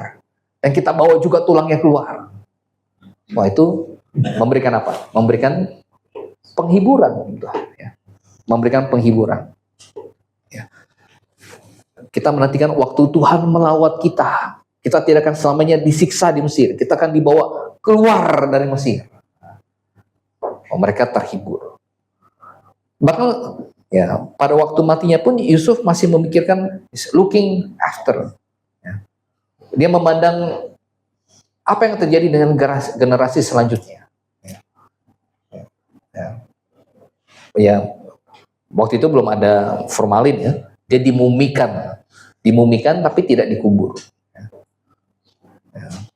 Mungkin bagi Yusuf sudah disediakan, Yusuf Perdana Menteri, saya yakin piramidnya mungkin sudah disediakan. Piramid itu kan makam raja-raja Mesir. Piramid untuk Yusuf. Tapi Yusuf tidak mau. Jangan taruh saya di piramid itu. Saya bukan orang Mesir. Saya orang Israel. Taruh di peti, biarkan. Agar orang Israel ingat. Nah, sesuai dalam Tuhan, begitu pula. Mengapa kita membentuk jemaat gereja? Karena kita ingin kita diselamatkan, kita dengar Injil yang benar itu terpelihara, kita diselamatkan oleh Injil yang benar itu, kemudian kita bisa estafetkan ke generasi selanjutnya. Saya diselamatkan, anak saya diselamatkan, anak dari anak saya, harapan kita diselamatkan, ya cucu kita. Anak dari cucu kita juga diselamatkan. Itu harapan kita. Memikirkan generasi selanjutnya. Makanya kita juga buat pelayanan sekolah minggu. Ya. Karena kita mau generasi selanjut kita, anak-anak kita sedini mungkin diajar oleh firman Tuhan. Ya. Diajar dengan pengajaran yang benar, ya, yang alkitabiah. Ya. Kita mau mereka diselamatkan. Nah, jemaat yang seksi dalam Tuhan, ya, kita melihat Yusuf, ya, bagaimana dia memandang ke atas, ya. Dia memandang ke depan, dia memandang di balik ya, generasi dia. Dan ya, ini iman Yusuf. Ya. Ini iman Yusuf. Karena itu dia tercatat sebagai pahlawan iman. Ketika dia memberi pesan tentang tulang-tulangnya. Ya. Yang lain-lainnya justru dilewatkan, yang ini justru ditonjolkan. Ya. Justru ketika ibaratnya di momen dia sangat lemah, kan sudah mau mati. Di momen dimana dia sangat lemah, justru itu adalah momen imannya yang paling kuat ya, bagi Yusuf. Ya. Ibaratnya kalau dalam satu hari itu sunsetnya yang paling indah, ya. Sunsetnya yang paling indah. Ya. Di momen terakhirnya justru yang paling gemilang, pencapaian terbaiknya, sama seperti Simpson. Nah, apa pencapaian terbaik Simpson? Ketika di momen terakhirnya dia bunuh diri itu, ya. Dia robohkan itu bersama dengan dia mati orang-orang Filistin lebih banyak daripada yang dia bunuh selama dia hidup. Nah, Bapak Ibu jemaat yang kasih dalam Tuhan, Yusuf, ya, dia tidak tahu masa depan. Saya juga tidak tahu apa dia dikasih lihat atau tidak. Tapi dia tahu siapa yang pegang masa depan. Dia tahu Allah akan menepati janjinya. Allah tepat janji. Dia akan membawa Israel tinggal di tanah perjanjian, di tanah Kanaan. Dan kepada pribadi itu, Yusuf menaruh imannya, dia percaya. Oleh karena itu dia berpesan, ketika Allah melawatmu, jangan lupa, ya, bawa tulang-tulang saya keluar dari Mesir. Nah, sesuai Tuhan, ya, kiranya pelajaran tentang Yusuf dapat menjadi satu pelajaran ya bagi kita. Bagaimana Yusuf menantikan janji Tuhan tergenapi, maka kita juga belajar beriman ketika ada janji Tuhan yang sedang kita nantikan. Mari kita berdoa. Bapa di dalam surga, Kami mengucap syukur untuk tokoh-tokoh pahlawan iman yang tercatat di dalam Alkitab. Dan pada siang hari ini kami belajar tentang tokoh Yusuf, tokoh yang luar biasa ya Tuhan. Kiranya pelajaran-pelajaran yang dapat kami tarik daripada kisah hidup Yusuf dapat menjadi kekuatan dan juga contoh bagi kami dalam kami menjalani hidup ini, agar mata kami senantiasa tertuju pada Engkau yang setia terhadap janjimu, pada Engkau yang memelihara akan umatmu, dan juga menunjukkan bagaimana Engkau menggenapi akan janji-janjimu ya Tuhan. Kiranya Tuhan pimpin, dan mengucap syukur kami berdoa di dalam nama Tuhan kami Yesus Kristus. Amin. Baik, mari kita nyanyikan satu lagu. Ya.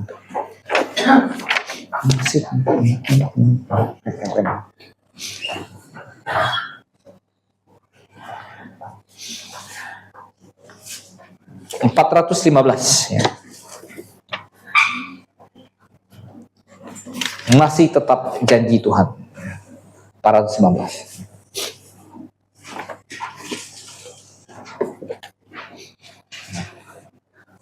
Sekarang kita mau cepat, tapi mereka yang beriman, mereka adalah orang-orang yang menunggu dan percaya akan waktu Tuhan. 415.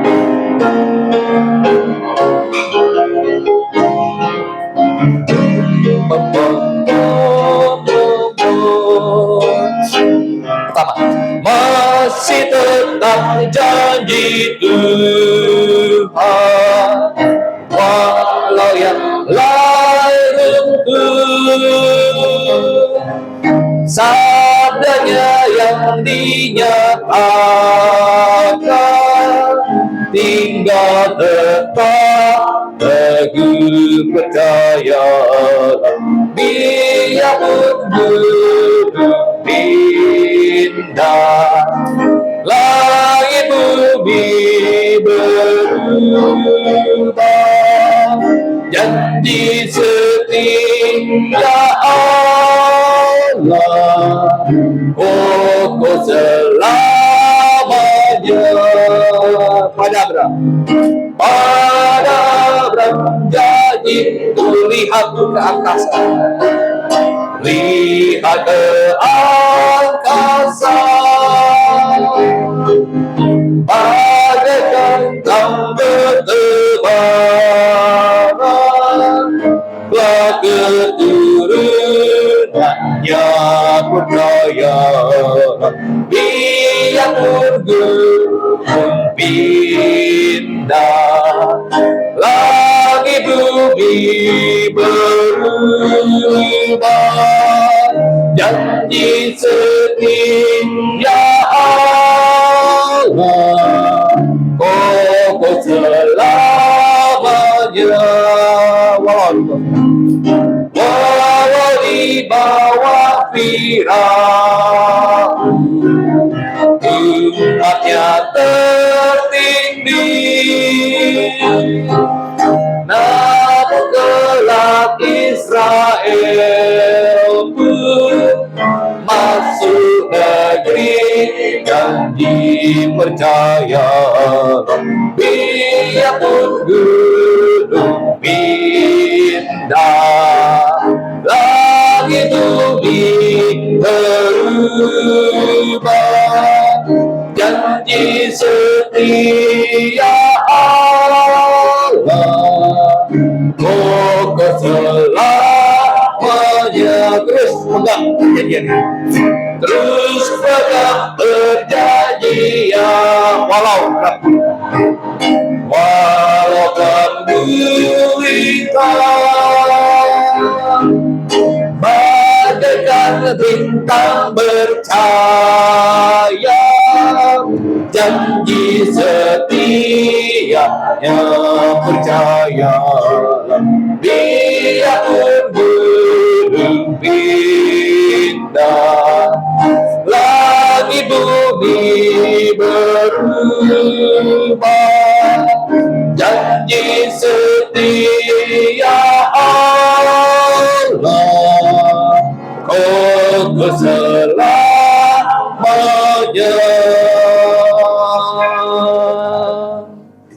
Amin. Baik, atas nama jemaat kami memberikan undangan kepada Bapak Ibu Saudari. Jika ada di antara Bapak Ibu Saudari menyatakan iman sudah diselamatkan, Anda yang bergabung memberi diri dalam baptisan orang percaya, pindah ke anggota jemaat, silakan maju ketika lagu undangan dinyanyikan. Mari kita berdiri, kita nyanyikan satu lagu undangan.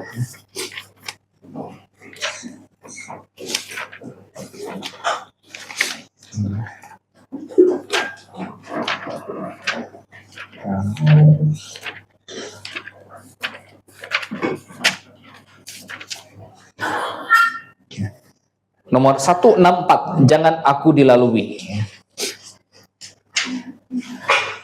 Hanya mereka yang memandang kepada Allah ya, yang bisa berkata, kau lebih dari segalanya, sumber hidupku, baik di surga, baik di bumi ya. Siapa bandinganmu ya? Mari jika ada yang minta imannya, Anda mendengar panggilan Tuhan ya, firman Tuhan kata jangan keraskan hatimu, silakan maju ketika lagu ini dinyanyikan.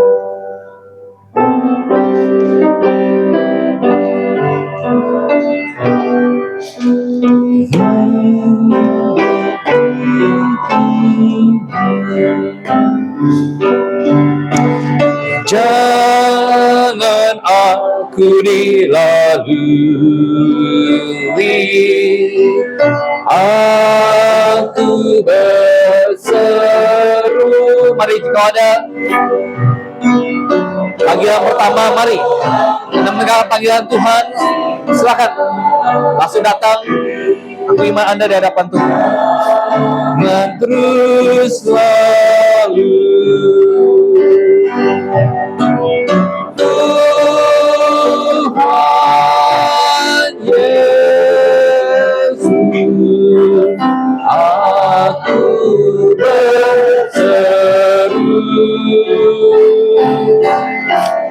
Orang lain Tuhan singgah di, jangan selalu. Dan kedua, mari jika ada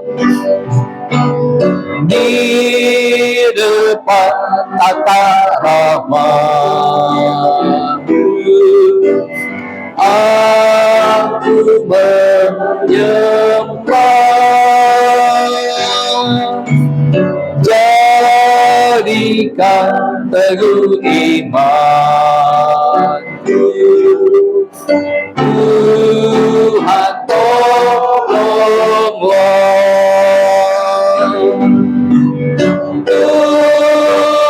Tuhan Yesus, aku berseru. Orang lain Tuhan singgahi, jangan terus selalu. Dalam satu harapanku,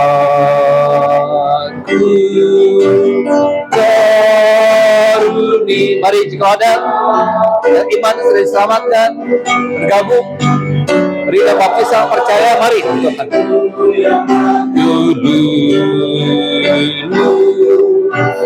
jadikan sembuh.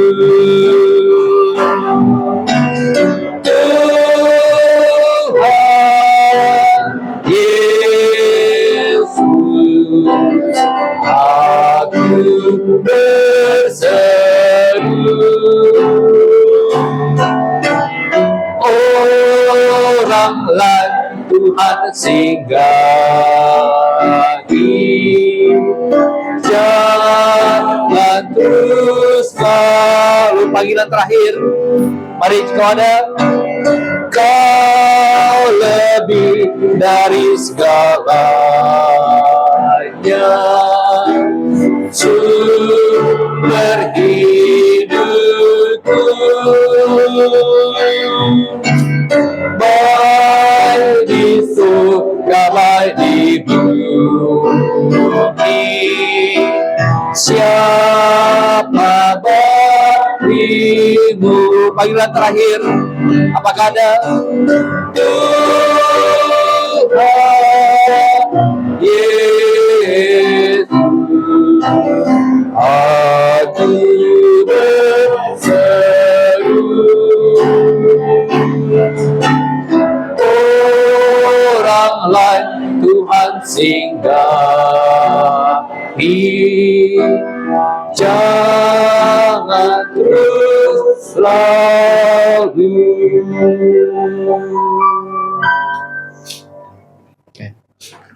Baik, tidak ada. Oke, kita atur dalam doa. Silakan Pak Sony yang pimpin dalam doa.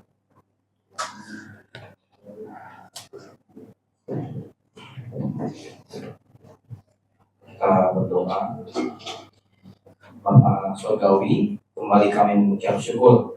Terima kasih Tuhan pada kesempatan siang ini kami sudah menyanyi, mendengarkan firman-Mu dan belajar dari kisah Yusuf Tuhan.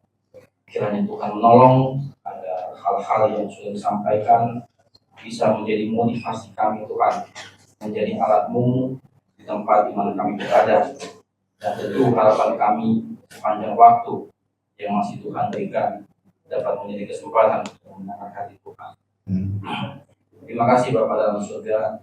Sebentar kami akan pulang Tuhan. Sebelum kami pulang, kami menyerahkan kesehatan kami, pekerjaan kami Tuhan, dan juga pendidikan anak-anak. Kiranya Tuhan yang senantiasa menolong dan memperhatikan. Terima kasih Bapa. Kami mengucap syukur untuk itu dalam nama Tuhan Yesus Kristus. Amin. Amin. Baik, Bapak Ibu Saudari, dipersilakan.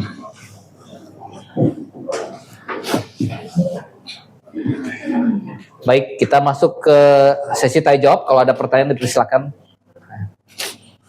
Apa ada pertanyaan? Ya. Apa ada pertanyaan? Saya kebaktian kita ada kelas bernyanyi.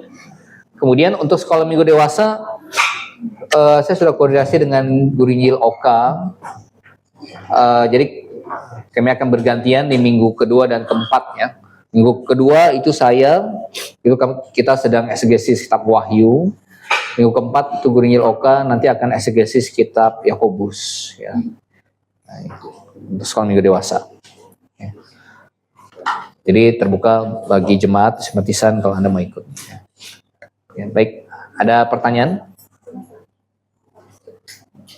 Yang di video ini tuh YouTube berjalannya kira-kira apa? Pak, yang soal dewasa bisa disertakan. Pak Erwin, ada usul dari Pak Hendra, sekolah minggu dewasa juga direkam ke YouTube, upload. Bisakah? Untuk sekolah minggu dewasa? Bisa ya? Direkam kemudian di-upload. Kalau YouTube ya? Iya. Soalnya Pak Hendy dulu kita. Pak Hendy Bulia. Ya. Mungkin juga kan Vince di Amerika. Ya, bisa juga. Ya. Sama siapa yang di Norway itu? Di Jessica. Di Finland ya, Jessica ya. Ya, bisa juga. Bisa ke dunia. Oke, baik. Ada pertanyaan? Ya, silakan Ibu Christine and Brother Fring. Ya. Terima kasih. Iya.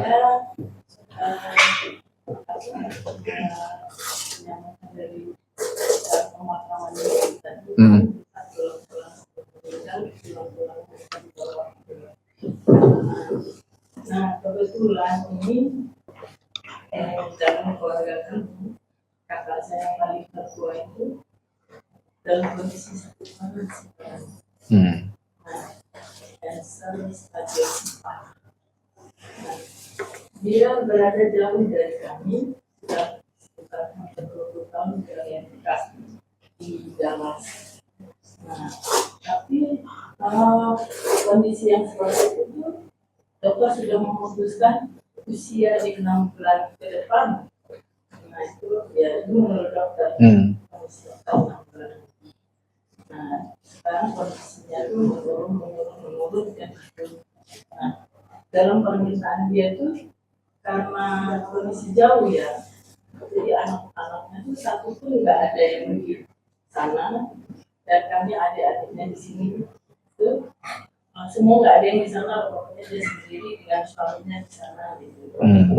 Nah pertanyaannya ini kan dia permintaan dia untuk dikremasi supaya tidak merepotkan, terus mau dibawa pulang juga kan terlalu repot.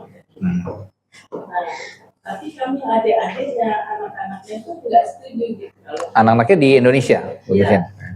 Nah, menyalahkan nggak? Kan pertanyaan itu menyalahkan nggak? Sekiranya nanti dia pulang dipanggil Tuhan gitu ya. Nah terus kami adik-adiknya dan anaknya itu membawa dia pulang dimakamkan secara dikuburkan gitu. Kira-kira menyalahkan nggak? Karena permintaan dia dikremasi gitu. Iya. Ya, pertanyaan bagus ya. Dulu saya juga pernah pikirkan, Kopeng juga pernah ada lemparkan ya pertanyaan itu. Berdosa tidak kalau misalkan kita tidak mengikuti wasiat terakhir orang, karena kita tahu wasiat terakhir itu tidak ya bertentangan dengan Alkitab ya gitu. Yang minta dikremasi ya. Nah, kita bilang berdosa kalau itu justru kalau itu melanggar firman Tuhan. Nah, justru kalau misalkan ada kesempatan atau nilai posisi kita jauh lebih besar ketimbang misalkan saudara-saudara yang lain, misalkan saya anaknya atau saya anak yang pertama, atau saya suaminya atau saya istrinya, maka meskipun dia wasiatnya saya minta dikremasi, saya tidak akan kremasi ikuti permintaannya itu, meskipun itu wasiat terakhirnya. Ya. Kecuali kalau misalkan posisi saya bukan yang dominan, tangkapkan maksud saya. Misalkan saya saudara jauh gitu, ada keluarga yang lebih dekat, bukan saya pengambil keputusan, berarti seperti itu. Ya. Tapi kalau misalkan pengambil keputusan ada di saya atau di kita akan prefer untuk kuburkan dia, ya ikuti cara Alkitab. Ya. Meskipun misalkan pesan terakhirnya kremasi. Ya. Jadi ya itu ya pendapat saya sih, lebih seperti itu. Jadi kalau misalkan dari pihak keluarga dalam kasus Ibu Christine siap dengan segala kepengurusan untuk membawa balik akan ya beliau segala macam, bagi keluarga itu tidak jadi persoalan, maka dan itu tidak merepotkan, mungkin itu bentuk penghormatan terakhir, oke, gitu ya, bawa dia kembali. Ya. Tapi kalau misalkan ada pertimbangan, misalkan semuanya hidup pas-pasan ya, jadi juga jangan sampai ngutang kemudian bawa jenazah balik segala macam, repot. Ya. Jadi ya lebih baik paling kita bisa kasih masukan kepada ini berarti kakak Ibu Christine ya, wanita ya, kepada suaminya ya, kalau masukan kami ya ikuti kata Alkitab, tolong kuburkan dia di sana gitu. Ya, tapi ya nanti akan kembali lagi ke ya, suaminya beliau keputusannya. Ya, tapi kalau misalkan anak-anaknya mampu dan bagi mereka itu tidak merepotkan dan tidak ada pertimbangan keuangan, oke, itu bisa kami kumpulkan, makanya bisa dibawa balik. Ya. Oke, tinggal ya dilihat anak-anaknya bagaimana. Iya, ya. Jadi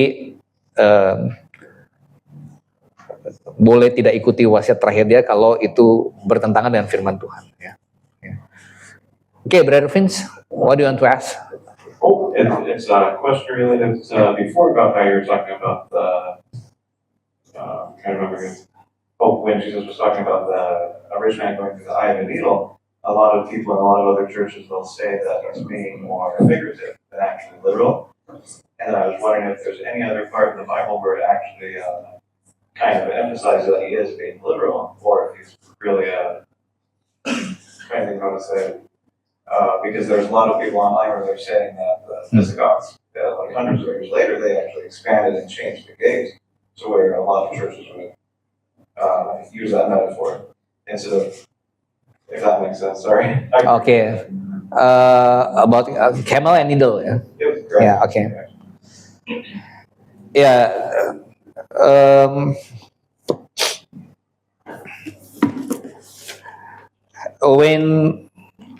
When people go to Jerusalem, the tour guide will also guide them to the gate, what they call the needle gate. Ya, atau Ibu Oni terjemahkan aja ya. Ya, Bu Oni terjemah Inggrisnya lebih bagus daripada saya. Ya. Jadi saya bisa pakai bahasa Indonesia. Ya.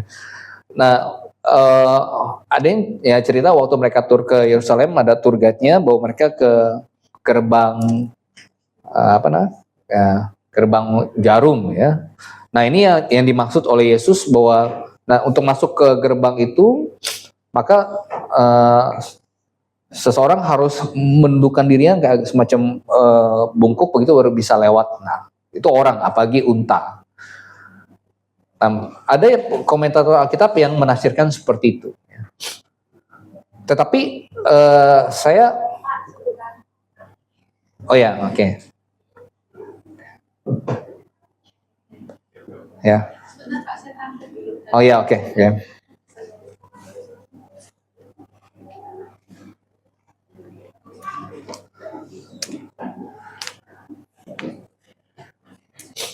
Nah, ada yang menafsirkan memang seperti itu.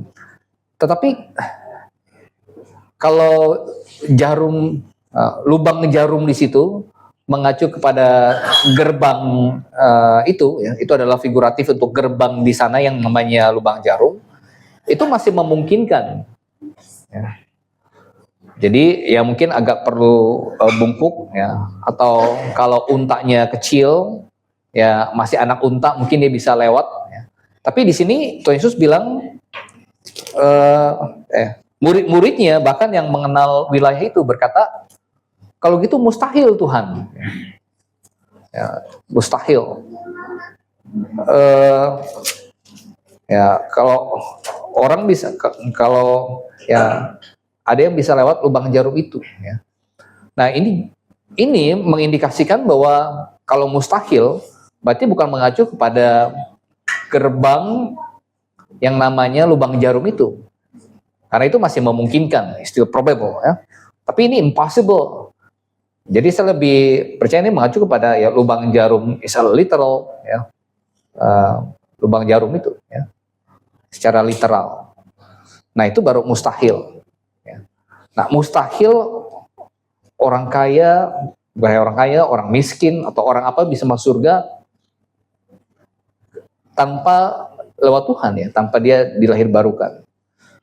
Nah, tapi Tuhan berkata ya, bagi manusia mustahil, tapi bagi Tuhan tidak ada yang mustahil. Nah, jadi ini menunjukkan ya kemampuan Tuhan untuk membawa seseorang masuk ke dalam kerajaan surga ya, dengan cara apa? Ya dia dilahirkan kembali, itu pekerjaan Tuhan.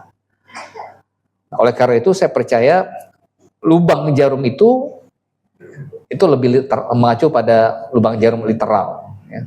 Yang unta masuk ke lubang jarum ya impossible ya. Tapi bagi Tuhan sama seperti orang kaya atau orang miskin atau orang apapun mau masuk ke dalam surga. Ya, mustahil orang berdosa bisa masuk ke dalam surga. Tapi dengan Tuhan tidak ada yang mustahil ya. Dia sendiri jadi manusia, menumpahkan darahnya, kemudian membukakan jalan ke surga. Ya. Jadi tanpa ada inisiatif daripada Tuhan untuk menyelamatkan kita melalui pengorbanan Yesus Kristus, kita mustahil yang bisa masuk surga. Ya. Tapi ya puji Tuhannya karena Tuhan mengasihi kita, Dia bukakan jalan untuk kita. Ya. Oke. Thanks so much for that. Okay.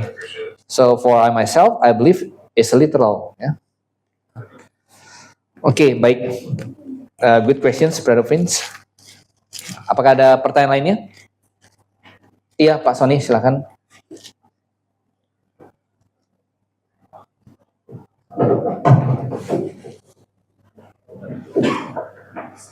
Ya, terima kasih. Kepala saya mau tanya yang di Matius 8 ayat 11. Di sana kan dikatakan, aku berkata kepadamu, banyak orang akan datang dari timur dan barat dan duduk makan bersama-sama dengan Abraham, Ishak dan Yakub di dalam kerajaan surga. Nah, yang menjadi pertanyaan, di sini kan ada frasa makan.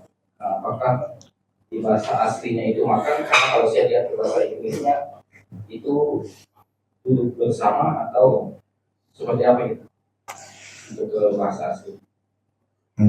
Terima kasih. Matius 8 ayat 11. Iya, Matius 8 ayat 11.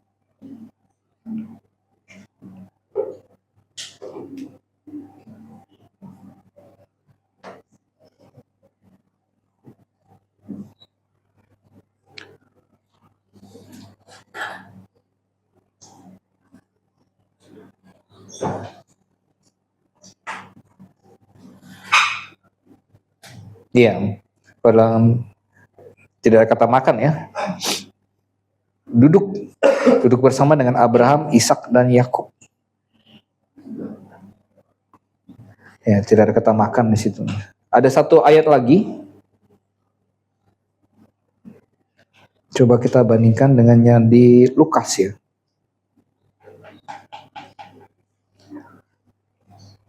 Lukas pasal 13 ya. Dalam Matius memang tidak ada kata makan di situ. Lukas 13 ayat 29.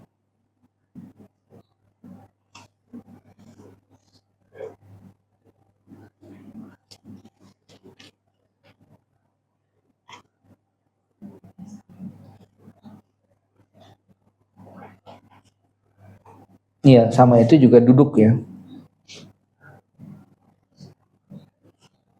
Akan duduk. Iya, di LI kita ditambahkan makan ya. Ya, duduk makan. Ya. Tapi tidak ada kata makan dalam dua ayat itu, hanya duduk. Ya, ya oke. Coba nanti kita lihat harusnya di ITR terjemahan Indonesia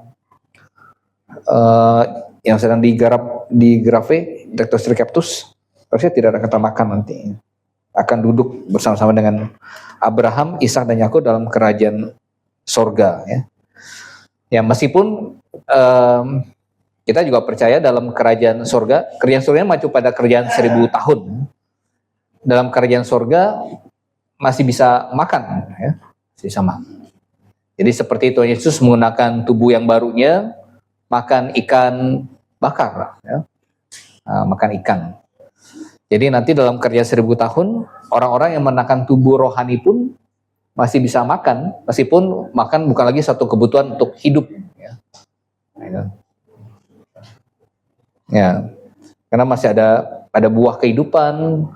Kemudian ada buah-buah yang dihasilkan dari pohon kehidupan yang itu ya, macam-macam. Oke, ya tidak ada kata makan di situ.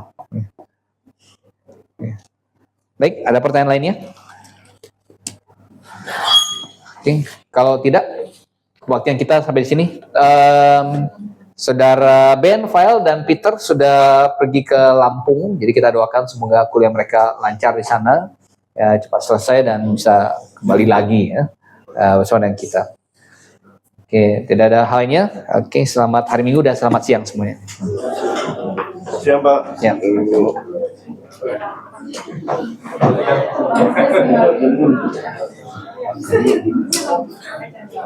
Ya.